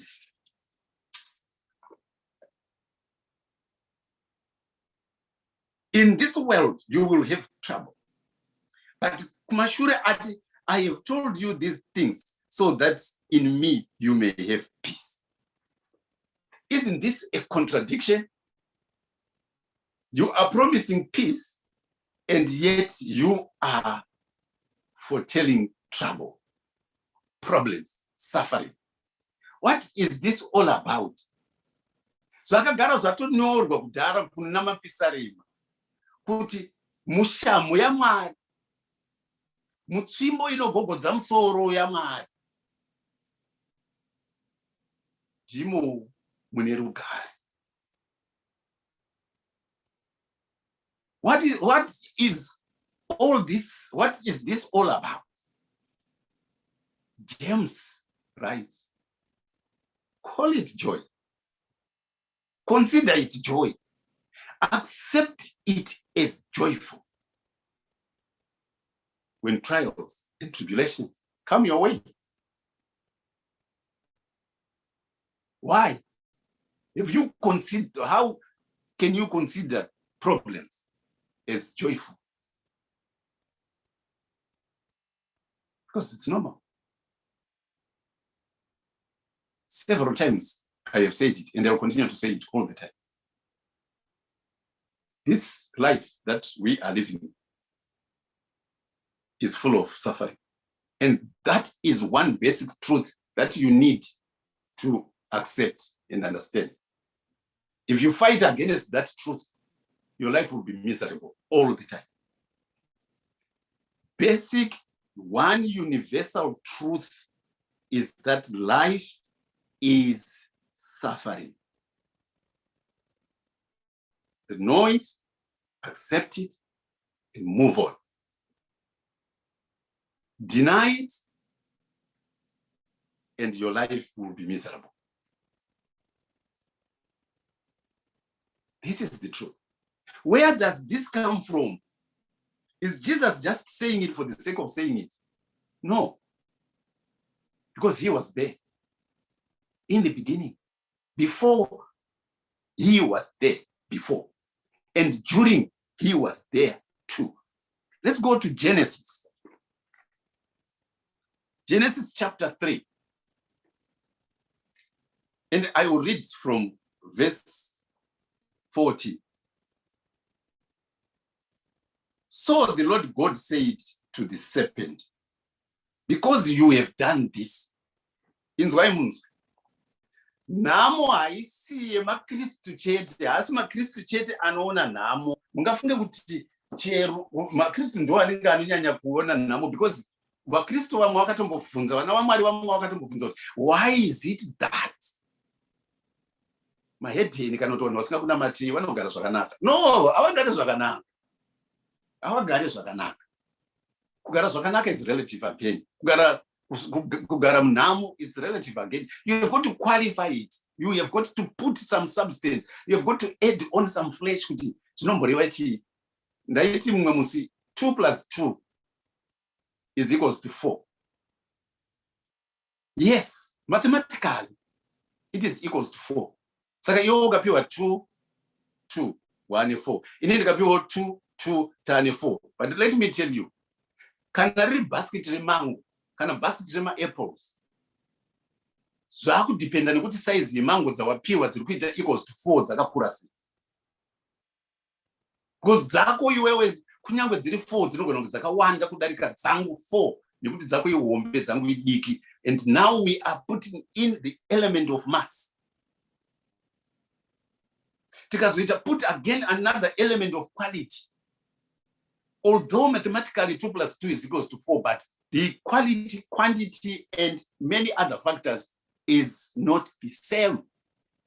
Saka zvese izvi zvinoda munhu anogara pasi achifunga kuti shoko rinomboreva kuti kudiko kana tichitaura zvinhu zvese izvi. Which angle do I need to take? You can choose to take an angle of a novice, someone who is so new to the word of God, who takes word verbatim, literally as it is. Or you can choose, but no, I want to put a little bit more of thinking. Ndichiimagine kuti panogona kuti pane chakavanzika chakanga chirimo.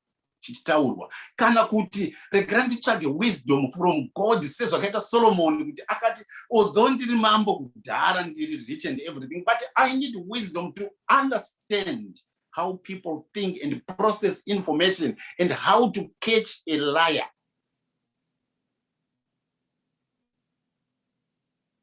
Seek ye the kingdom of God and his righteousness, and the rest will be added unto you. Now, Satan uyu atiri kutaura uyu akatopiwa suffering. So the Lord said to the serpent, because we have done this, cursed are you above all the livestock and all the wild animals. You will crawl on your belly and you will eat dust all the days of your life.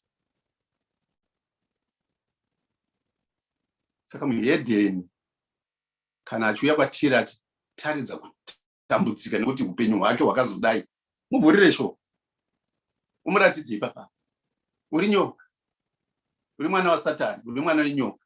Saka upenyu hwako, unless wausiya, uchagwesha nedumbu ende uchadya huruva.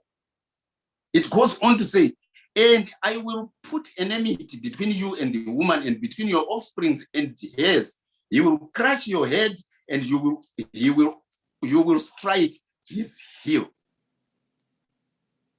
Ucharowa. Kumusha kweduku. Nyoka kunotori nechirevo chinonzi akarohwa senyoka ipinda mumba. Kunoku hazviitwe izvo. Ukaona nyoka panze apa utomboibati, unotofona 999 woti ndinoda fire brigade, kana kuti wototsvaga nhamba yeRSPCA kuti ndaona nyoka pakasango kari panapa please. Unotoona motikari dzichipenya dzichiuya kuzouya kuzorescue nyoka, ukaiuraya wapinda peace. Basi kumusha kwedu iro rishoko iri richiriko, rohwa senyoka yapinda mumba. Nyoka ucharohwa, but iwewo ucharuma munhu chitsitsino. So the word is there. Nyaya kutaura pana munhu yesuffering iri kutaurwa naJesu kunzi, in this world you will have trouble. It started kuna Genesis. Asi kutangira pamhasi 2021 mukati muupenyu hwako ungoti ini upenyu hwangu wakaoma wakomana, ndikana zorora ndombori wani ndaifungawo kuti zvandada izvi zvinhu zvichabva zvaitawo zvakanaka. Hazviiti zvakanaka. Ukaona zviri kuita zvakanaka, something is not right, because on this world life is suffering. If you continue to read it, it tells you kuti chero munhu toita jambo kuenda pana 16, to the woman he said, I will greatly increase your pain in childbearing. With pain you will give birth to children. Saka kana mimba ichirwadza, panzvimbo yekufunga kuti upenyu panapa, ufunga kuti murume wangu ari panapa pamwe dai zvisiri kurwadza sekudai so. No, it's not true. But handisi kuti varume musange muripo kana vakadzi vedu vachirwadziwa nemimba kana vachienda kunosununguka.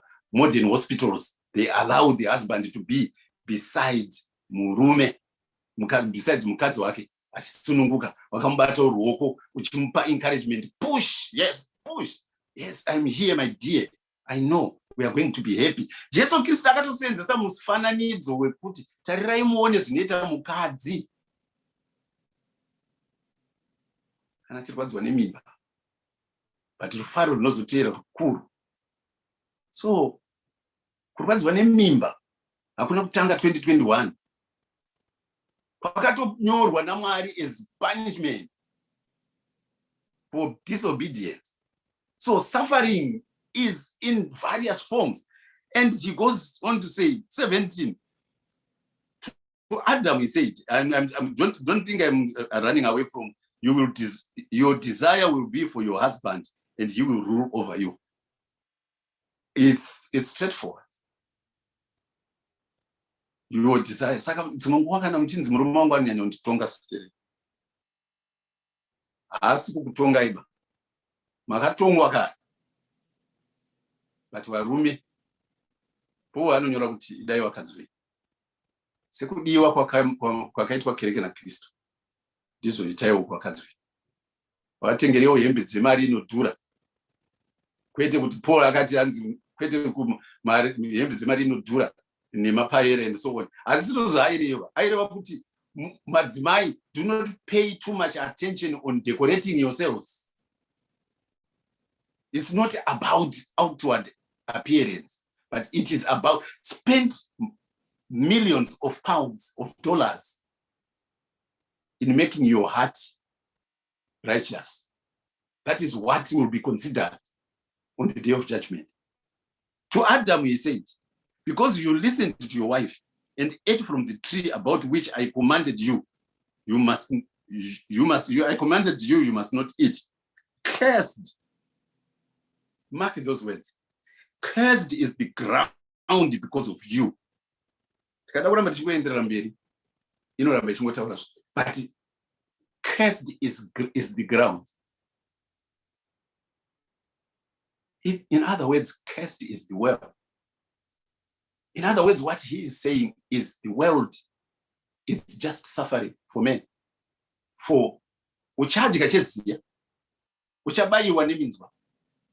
And most importantly, to dust you shall return, because you are dust.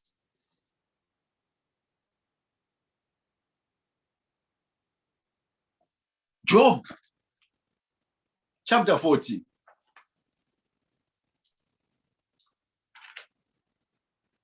Job chapter 14. Verse 1. Man born of woman is of few days and full of trouble.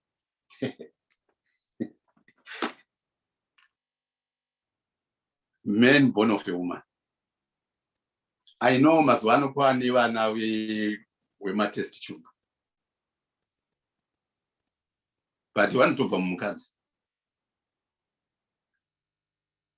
Kwani IV fertilization.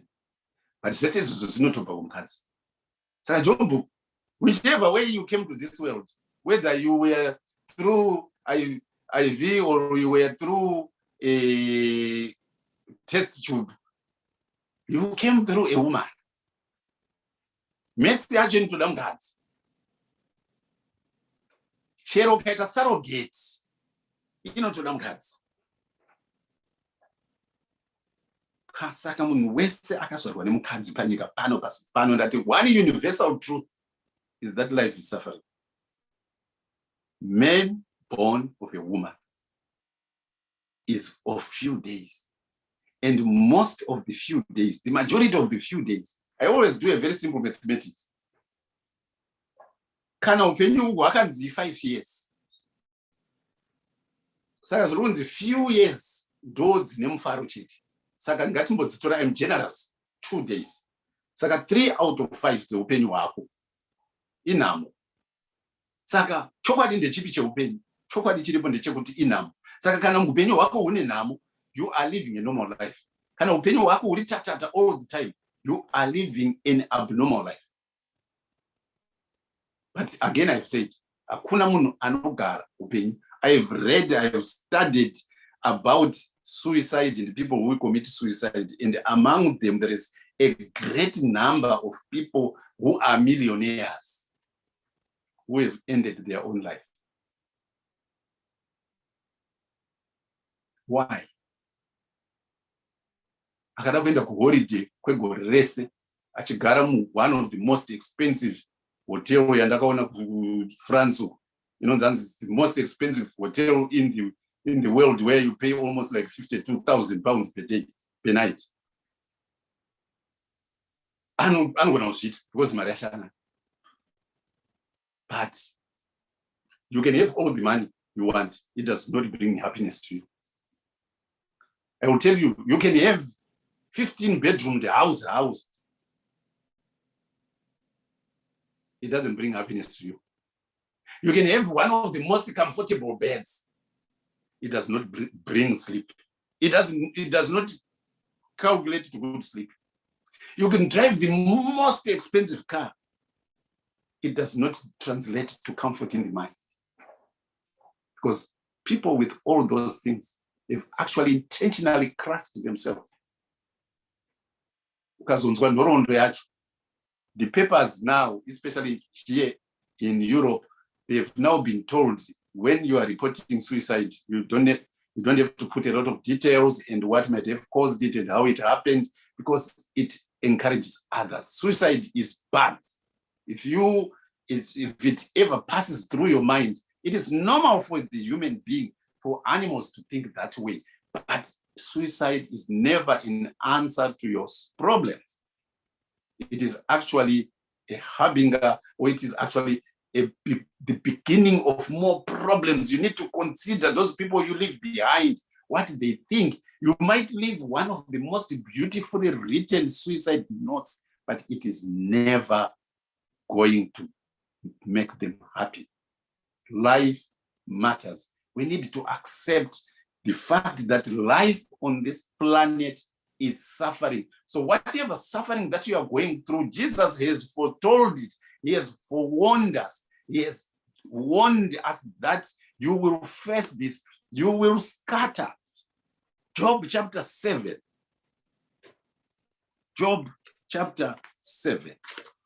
Job chapter 7 says, does not men have hard service on earth?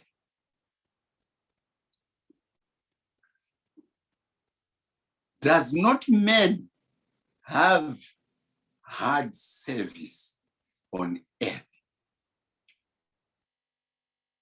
Asi zvokuchokwadi here kuti upenyu hwemunhu pasi pano kutambudzika? Are not his days like those of a hired man?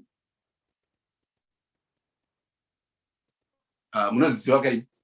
Makambotora vanhu kuti vaende kumari chokumunda kwenyu. Munoziva masenzesero amai vaiti.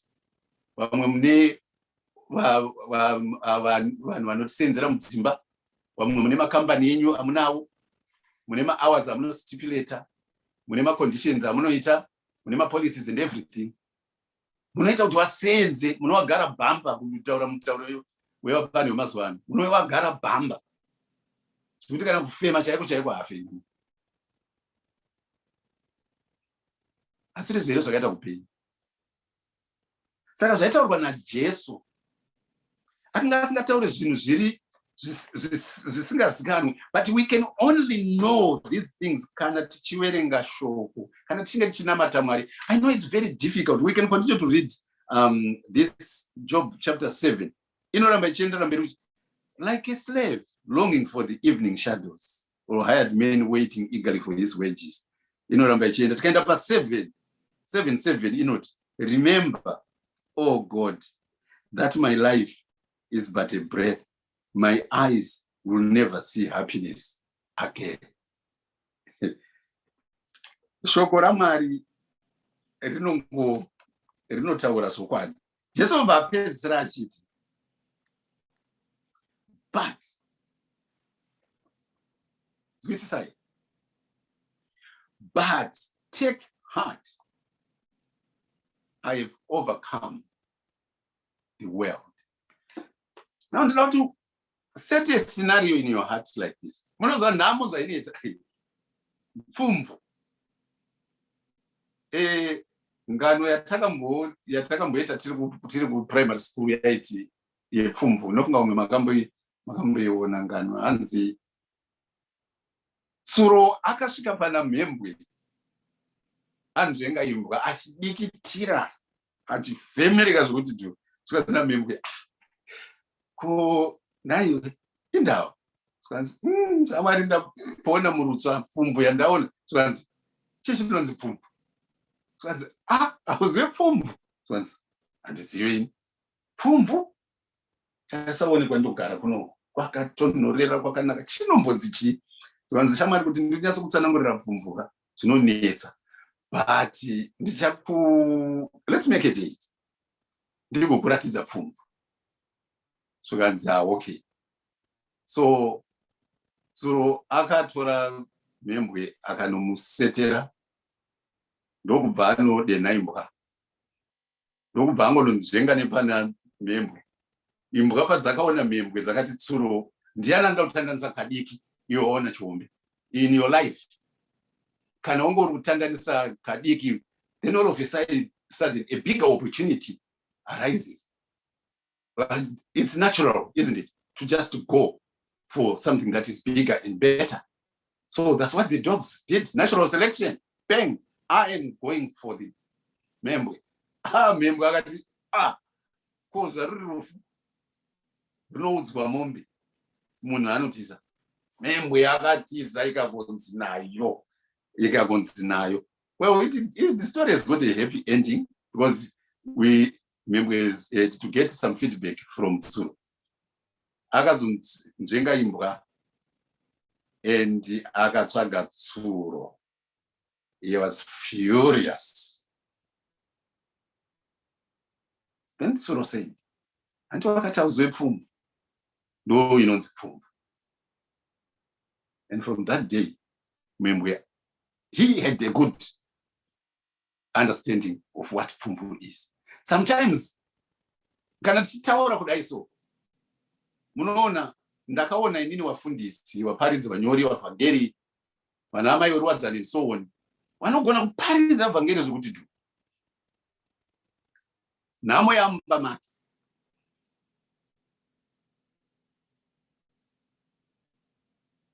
Yapinda mumba make manje, nhamo yamumba make. Mavhiri mudenga.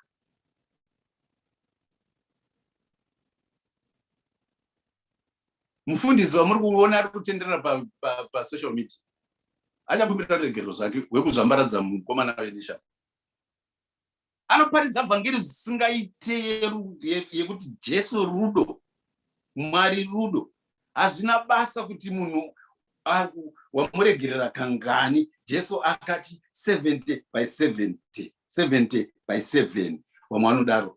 Jesu nemukadzi akanga abatwa achifewa akati uyo asina mhaka ndiye ngaatore dombo rekutanga tibvire kuvakuru kusvika kuvadiki atange kukanda. They all departed.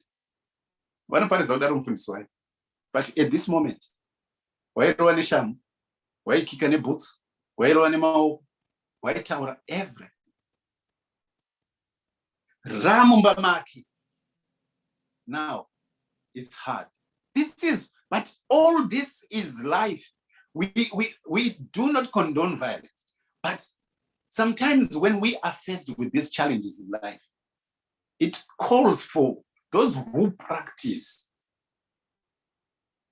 the word on a daily basis. Even when we have no problems. Tasangana nedambudziko ngatidzidze kungonamata. Ngatingodzidzai kuti kuseni ndinonamata Mwari, manheru ndinonamata Mwari, kuseni ndinonamata Mwari, kumasowe ndinoenda, kunyangwe ndisina nhamo. Chowe chijairira, wowe ndiwo mutemo, bhodhi yoziva kuti ndo zvatinoita, ndo mugariro wedu. Musi unouya nhamo. Bhodhi inongoziva kuti isu tinonamata, isu tinodaidza Kristu, nekuti we do that even when zvinhu zvakanaka. It's like you know, I have seen a lot of people talking about zvekuenda kujimu, zvekuzoita. If you go to the gym and observe, uenda kujimu unogara zvako so uchingoona zvako maweights, uchingoona zvimatai zviya zvichini, uchiona zvese, wakangotarisa uchiona vanhu vachimhanya pamatreadmill, iwe wakatarisa, then 1 hour wobuda. It's not going to transform you, is it? You can have a doctorate in physical education, but unless you lift the iron, unless you go into the track to run, you will not have 6-pack or 10-pack, whatever packs that you want to talk about. So the same applies to the word of God. He overcame. Why? How did Jesus Christ overcome all these problems? Jesus akangoti achibhabhatidzwa, achipedza kubhabhatidzwa 40 days and 40 nights ari murenje. What was he doing? First verse. Jesu Christ, a chunk of his life which is not documented. It's documented, I believe it is documented. It's somewhere. but we don't have it in this canonized Bible. But what do you think Jesus Christ was doing in all those years?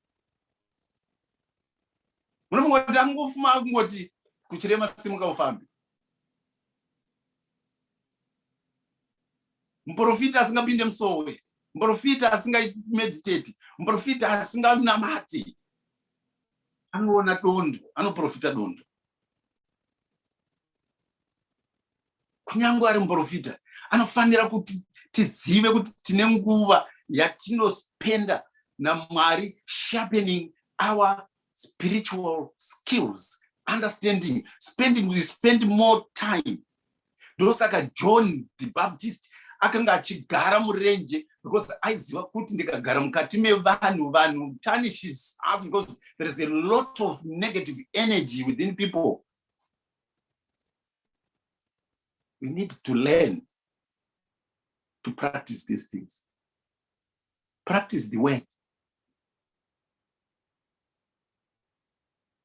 Kana usingabukire murume wako tea, usingamuofe tea, usafunga kuti kana pauya waini uchawaofa tea, unozira kupi? You don't know it. Ndozvinozoita kuti tiite, ukapinda mumba maunopfugamirwa nemunhu wachi, unoona kuti zviri stage managed. We need to practice it. Kadrama kayeke, pane kadrama kandakaona musungu kuti mwanga wakuti nai mudiwa inga wandinyadzisa pane vanhu chaizvo. Ndiri kuti sweetie wakucheuka kutarisa kumashure kuti chisvanze ko ndaizira ndatofunga kuti ameno wauri kudaro kei. Sweetie inotangira mumba.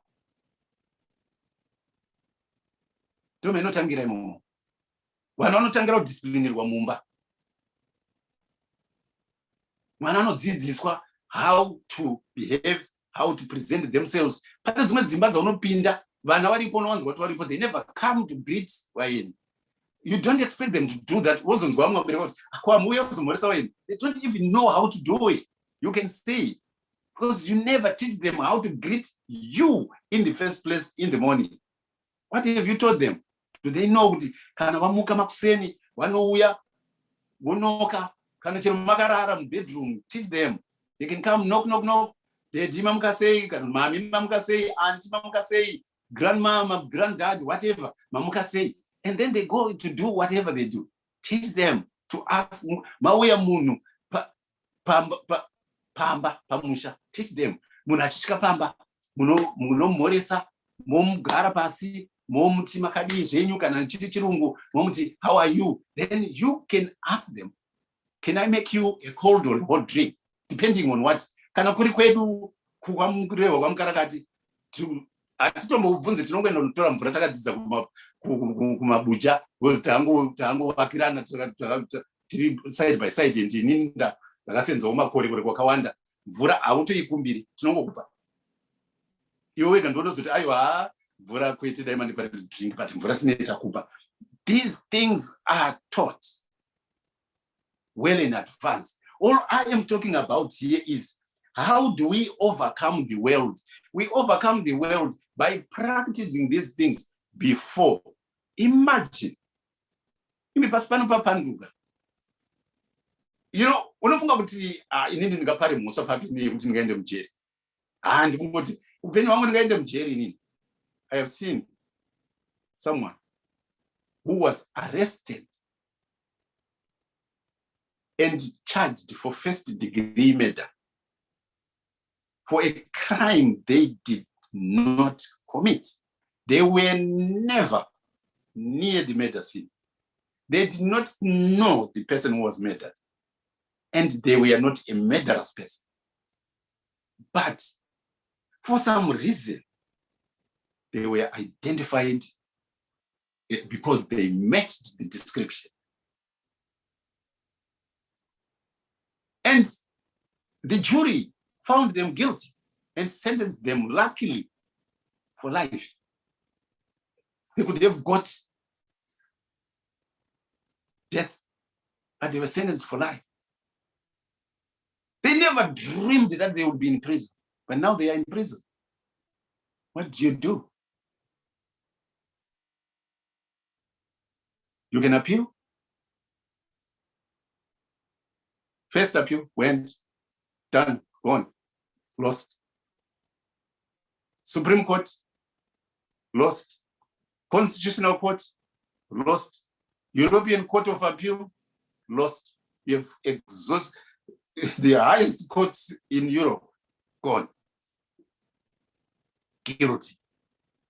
And they just sat in prison.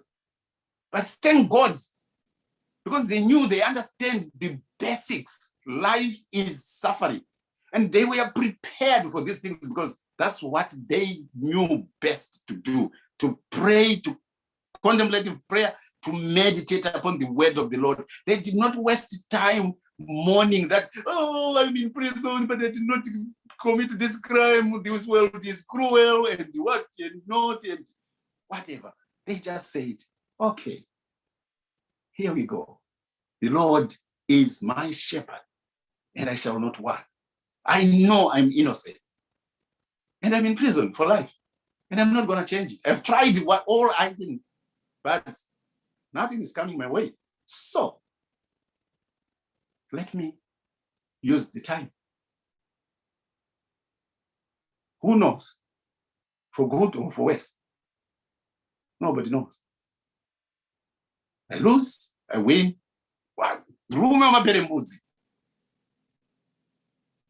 He was in prison for years.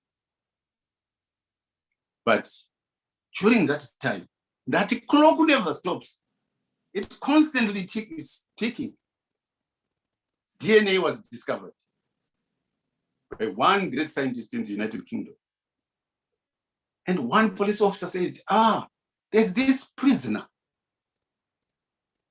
Now, DNA, let's get file wrapping. I want to open that case for further investigation.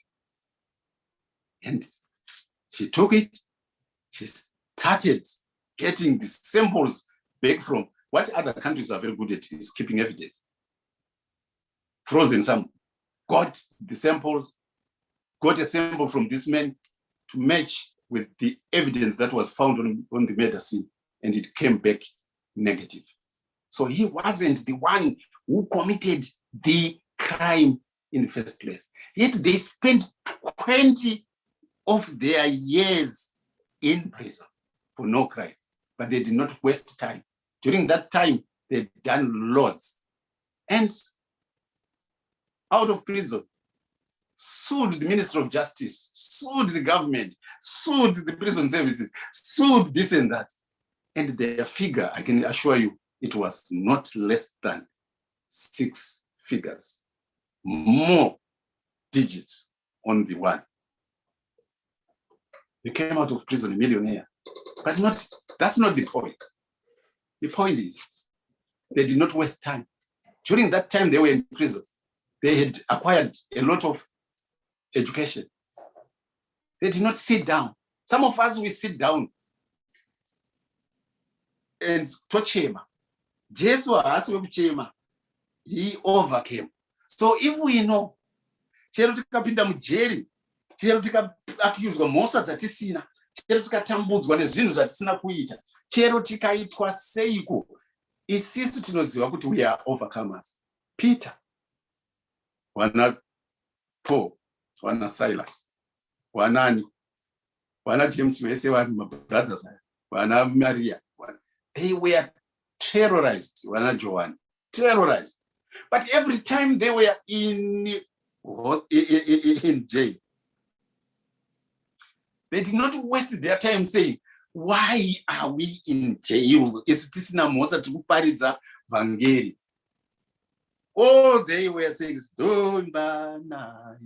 Jehovah, Jehovah, Jehovah, Jehovah,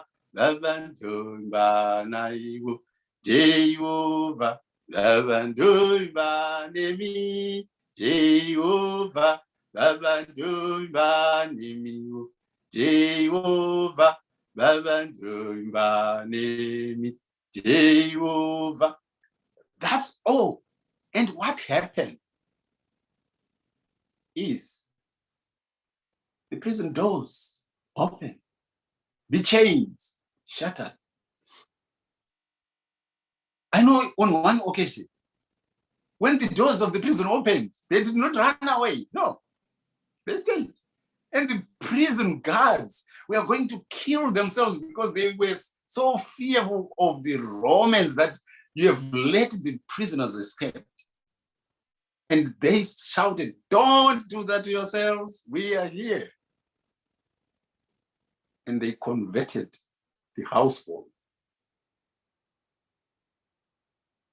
Hatiri mwamware nekuti tawirwa nematambudziko.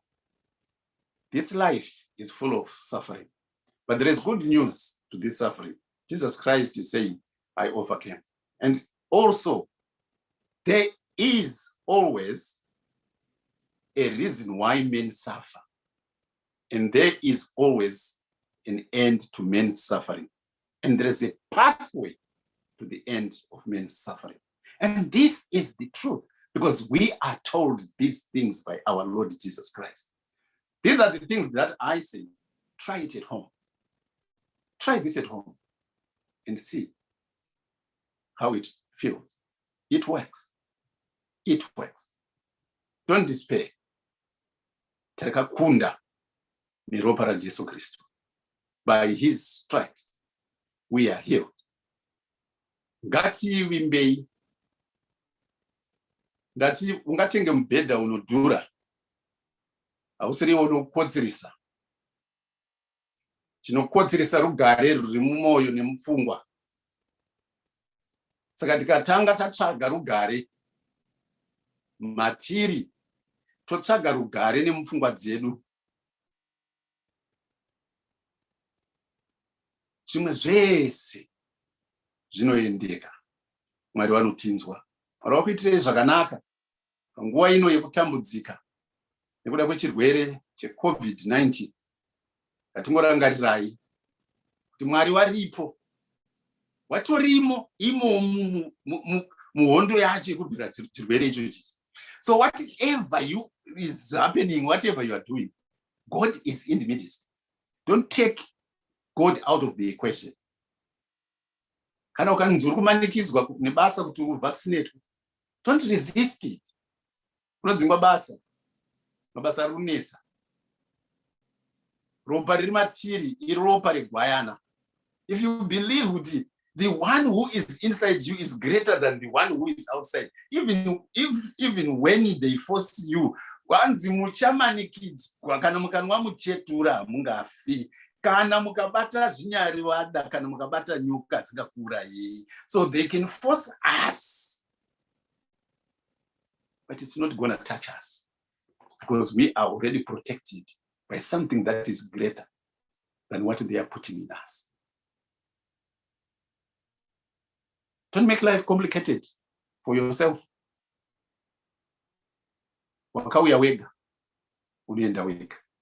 If you understand these things, uchaziwa kuti in life, there are certain decisions that you need to make as an individual.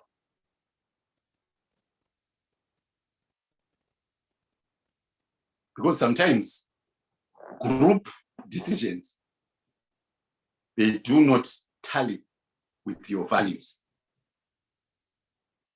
Mob psychology, peer pressure, but always stand for your values and trust in God. Wear that mask. Usafungoti zvinomanje inenge ndikandova ndaonekwa ndingangopfeka mask chete paungano yese vamwe vese vakadzisa munguro. Ndinobva ndaonekwa sekunge ndakuda kudada straight. Aiwa dada zvako ufunge uonekwa seunodada asi iwe mumwoyo mako uchiziva kuti ine handidade nekuti ndiri waKristu. Chandiri kuita ndechekuti handidi kubva pano ndakupai COVID kana kuti ndatora COVID. Keep the distance. If you can avoid it,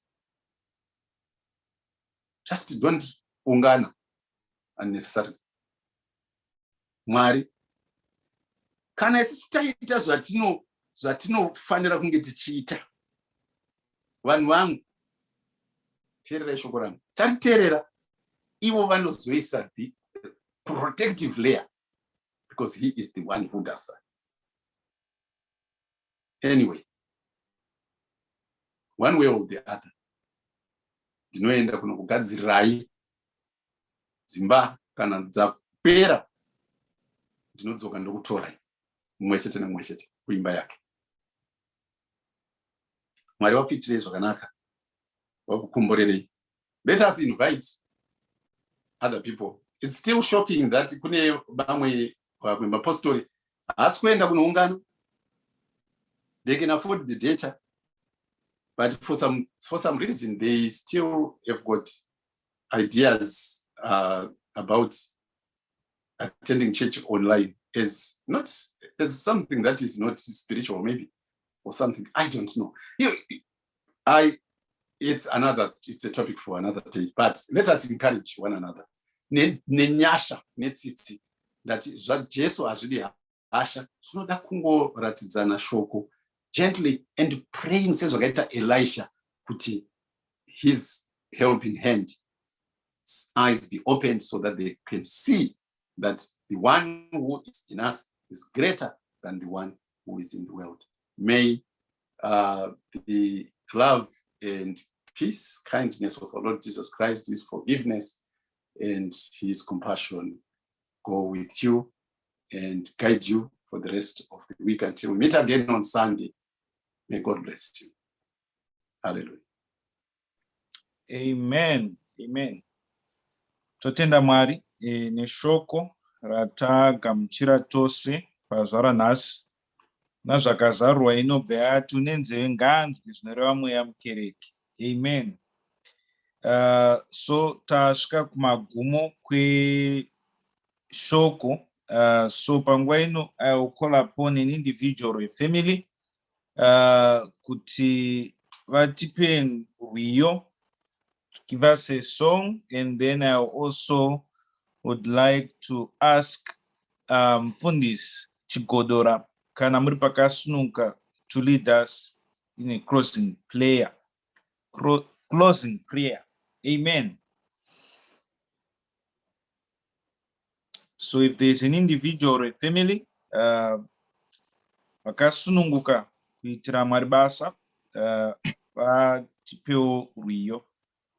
Mweya wangu unomuponese, ndakasunungurwa kusununguringa ndinaniswe, ndichagadzira Mwari wondomuda. Doda Mwari muyamu, Hari wangu unandakatekwa, Yerubara ishe zvinondava venyu chose, emeni pakauya vamwe vachibvunza tingapone here hongu ishe dzinoda muponi ishe nesu dzinoda Mwari wondomuda ndoda muyamuwe Hari wangu unandakatemba, Yerubara ishe zvinondava wengu chose. Hallelujah. Amaniwo. Muzita renyu Mwari Baba, Mwanakomana, Mweya Mutsvene. Ishe tinokudanai masikati ano, Jehovha, Mwari wedenga, Mwari wehondo, Mwari wemhiko, Mwari murevereri, musununguri, mununuri. Ndiye mimhondoro huru yekumba kwawaIsraeri, mutsvene wavatsvene, mutsvene wavaJudha. Ndinokutendai Mwanakomana waMwari nechipo cheupenyu chamunotipa misi nenguva. Ndinokutendai nevanhu vose Baba vamakasika pamusoro paino nyika, Jehovha, nevamakatora namari mwezuro, Jehovha, tinovarangarira panguva dzose, Ishe wangu. Ndinokutendai baba pezuva ranhasi Ishe Kristu apa shoko renyu ranga richitaurwa Jehovha mwanakomana waMwari. Ndinovimba kuti vane nzeve dzekunzwa vanzwa zvinoreva mazwi enyu mwanakomana waMwari. Ndinokutendai nevashumiri vose baba nevabati vebasa nemasimba ose mwanakomana waMwari. Pamusoro peushumiri hwose hwanga huripo pazuva ranhasi mwanakomana waMwari murevereri musununguri. Ndiyemi munoziva varanda venyu baba pamakavasika kwavanoenda kwavanoswera nekwavanodyira. Ndaikumbira Jehovha mwanakomana waMwari kuti zvese zvavanzwa Jehovha vawanikwe vachabata kana rimwe chetewo shoko Jehovha kuti rigogara mukati memahwendefa emwoyo wavo. Ndinokutendai Mwari murevereri musununguri Jehovha. Munotonga nengoni nenyasha pasi nekudenga Mwari murevereri musununguri. Mukati meupenyu hwedu baba hwakatsonga kwazvo Jehovha. Ndaikumbira kuti dai matitungamira makwara akarurama makatendeka asina minzwani embamodoro. Munoziva zvatinokumbira, zvatinoshovera nezvatinoshayiwa baba, neurwere hwakatakatikira pamusoro paino nyika Jehovha, nemasimba nehondo nenzara nekushayiwa pekurara pekudya Jehovha. Vose vanorwara mwanakomana waMwari tinovaisa muruoko rwenyu, nevese vari muzvipatara Ishe wangu, vari mumatorongo, vane mhosva zvekupomerwa nevane mhosva dzekudziparira Ishe wangu, tinovaisa muruoko rwenyu, tinovasusukidza Jehovha. Vatungamiriri venyu vafundisa vamakazodza mwanakomana waMwari varangarireiwo, musavasiya vari voga vagone kutungamira hwayana dzenyu zvakanaka Ishe wangu, nevaiti vose vamabasa Jehovha, mabasa esimba. Dai mawedzera makomborero maropafadzo, budisai mweya wenyu mutsvene baba, nevese vanorota hope vashingaire kwazvo mwanakomana waMwari vaprofite. Uyai Mwari murevereri musununguri. Ndinokutendai changamire muponesi Mwari makagadzwa pachigaro cheushe hwekudenga, munotonga nekubwinya, munotonga nengoni, munotonga nenyasha. Iyemi Jesu Kristu mwanakomana waMwari, ropa renyu rakasaswa, makaroverwa pamuchinjikwa mukamuka nezuva rekutatu, makaroverwa Jehovha baba nekuda kwemhaka dzedu dzatakakuparirai mwanakomana waMwari, kuti tigova vatsvene, tigova vadyi venhaka yeushe hwekudenga. Mwanakomana waMwari, hakuna gwenzi ratinovimba naro, asi tinovimba neshoko renyu, tinovimba nemi mwanakomana waMwari, sekutaura kunoita mukomana Pauro kuti handinyarei neevhangeri nekuti isimba raMwari. Uyai mwanakomana waMwari murevereri musununguri. Mazuva atinorarama, mazuva ekupedzisira, mune nguva dzakaoma kwazvo dzokubata nadzo Ishe wangu. Ndinokumbira mutirwire Ishe wangu, ndinoziva hakuna utiziro kana mhepo ine dutu ichinge yauya tinotizira kuna aniko. Haiwa, tinotarisa kudenga kumakore kwamuri Mwari musununguri. Ivaiona Yesu baba pane zinonguva patichasvika muvhiki ratinopinda baba svondo rinouya Ishe wangu, mutitungamire kune vose vanoenda kumabasa, vose vari mudzimba muvarwire Jehovha, vari panzendo vari kufamba Jehovha nengoro dzemoto, muvatungamirire Ishe wangu. Mukati memishando yamaoko Jehovha, bvisai mweya yakaipa, mweya sakarurama zvose ngazvibviswe, sekutaura kunoita shoko kuti chakarurama kana chinge chauya chisakarurama chinosuduruka. Haiwa mwanakomana waMwari, ndakutendai pane zinonguva Jehovha, chitungamirai makwara akarurama akatendeka asina minzwa nemba yamodoro. Ndinotaura ngoni dzenyu baba, ndinotaura nyasha dzenyu baba, ndinotaura simba renyu redenga rekubwinya. Uyai mugare nesu mutungamire mwanakomana waMwari, vose vanokunamata nevasingakunamatei, ndinokumbira muvape divine protection inobva kudenga kwamuri mwanakomana waMwari, nevasingakuzivei mwanakomana waMwari, vasingade kugamuchirai, vaitirei zvakanaka, vagoona ruoko rwenyu mwanakomana waMwari, muvasunungure nokuvarwira. Ndinokunamatai muzita nemuropa ramambo Jesu, amen.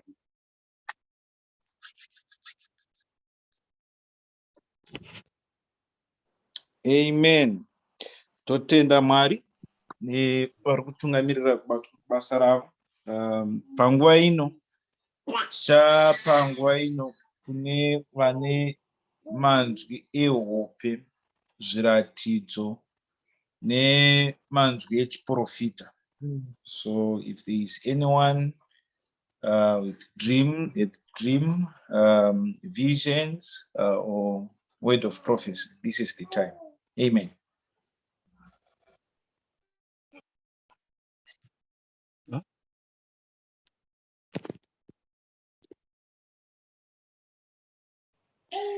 Kana pasina, yava nguva yezviziviso. Amen. Zviziviso zvandinazvo, Sunday collection, mabank details, vazhinji munomaziva. Kana pane vasingamazive, please just let us know. Munongoisa muchat kuti tizive mabank details, but Sunday collection vanhu vanongobvisawo pavanenge vatenderwawo naShe, uye pane monthly mari dzemamonthly yeah, but yeah, great mbotaro Sunday collection. Amen. Then pane Bible study Wednesdays and Fridays. Time is 7:30 UK time. Kusvikira na 8:45. So Wednesday and Thursday tinenge chita Bible study. Everyone is welcome. Ende kuBible study hakuna mukomana, hakuna musikana, hakuna baba, hakuna mukadzi. Everyone is free kuti ataurewo tichishare uye kuti tese tidzidze pashoko irori. And then next Sunday, same time, same platform, inenge iriko service, that is this coming Sunday. Yes, I don't know kana pane zvimwe zviziso kana zviso zvine maringe nemusangano and so forth. Yes, kune chiziso chemusangano wematumba chiri kutenderera musangano 22, 23, 24 that weekend. A full board at £38 per night per person. So that is £76 per person. Full board kurati chikafu chinenge chiri kuprovidwa neyo patinenge tichigara. Saka is 3 square meals: breakfast, lunch, and supper. Saka vanoda kuenda, please show your interest to my usual groups, so that, because we need the numbers and sending them as soon as possible. October to and let's share widely. Musangano open to anyone. Anoda kuuya kuzatenda vamwe ndoko vanotonotendeukira kunzvimbo dzakafanana nedzo. So invite friends and family to come, please. Kana waine dambudziko, kuna vanenge vachida kuenda waine dambudziko remari, again, let them tell them to be honest. Kuti vanongotitaurira kuti inini ndine shungu chaizvekuenda kumusangano, asi homwe yangu ndo isina kumira zvakanaka, tinokumbira rubatsiro. And we have got well-wishers who are willing to support people to attend. Mari mwenzi, mari haina kwainotisvitsa, asi kuti tikanodzwa shoko raMwari rinotiponesa. Hallelujah. Amen. Totenda Vangeri. And also, can I take this opportunity also to extend this to people who are abroad? Some people wanofunga kuti kuenda kunoatenda musangano kunze kwenyika yari kuZimbabwe zvingaite sei izvozvo. I want to challenge our fellow brethren, especially in Zimbabwe, to discuss that with their churches and say, this is what I feel. I've got the resources. Because there are some people who have got the resources, they've got the money, they could take an air ticket racket. That's what you might just need. The rest will cover for you. Otherwise, and we can support you to write a letter to the Home Office to support your coming, and you can what's somebody kuZimbabwe kuti unoatenda kereke mufundisi wako zvakadai in letter and everything. The Home Office is not hard on people who want to travel to the UK to attend church. No, they are not. They will allow you. So if you can and you want to attend Musangano Wedu, this is just too close. But in future, we always put our dates out in advance. COVID has impacted on us. Almost for like a year or a couple of years. So please don't feel restricted. You can travel all the way from Sweden, Australia, Japan, Zimbabwe, South Africa, Lesotho, Zambia, Namibia, Malawi, and attend Musangano News. Haleluya. Amen. Totenda Mwari. Kana pasina zvimwe zviziviso,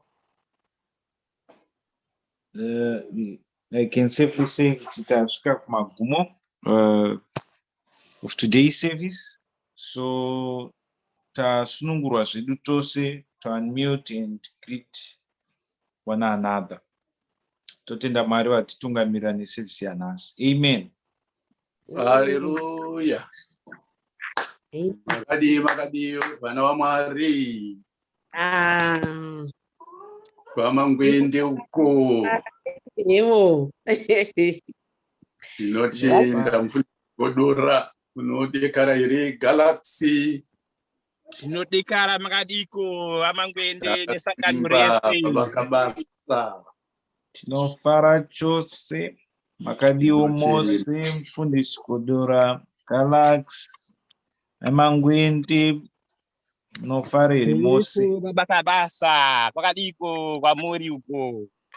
Tinofara chose Mwari kutichengeta.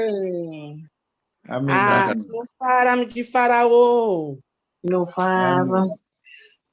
Tinotenda tisangane next time Mwari vatendera. Haleluya. Tikubatana. Amen. Amen. Amen.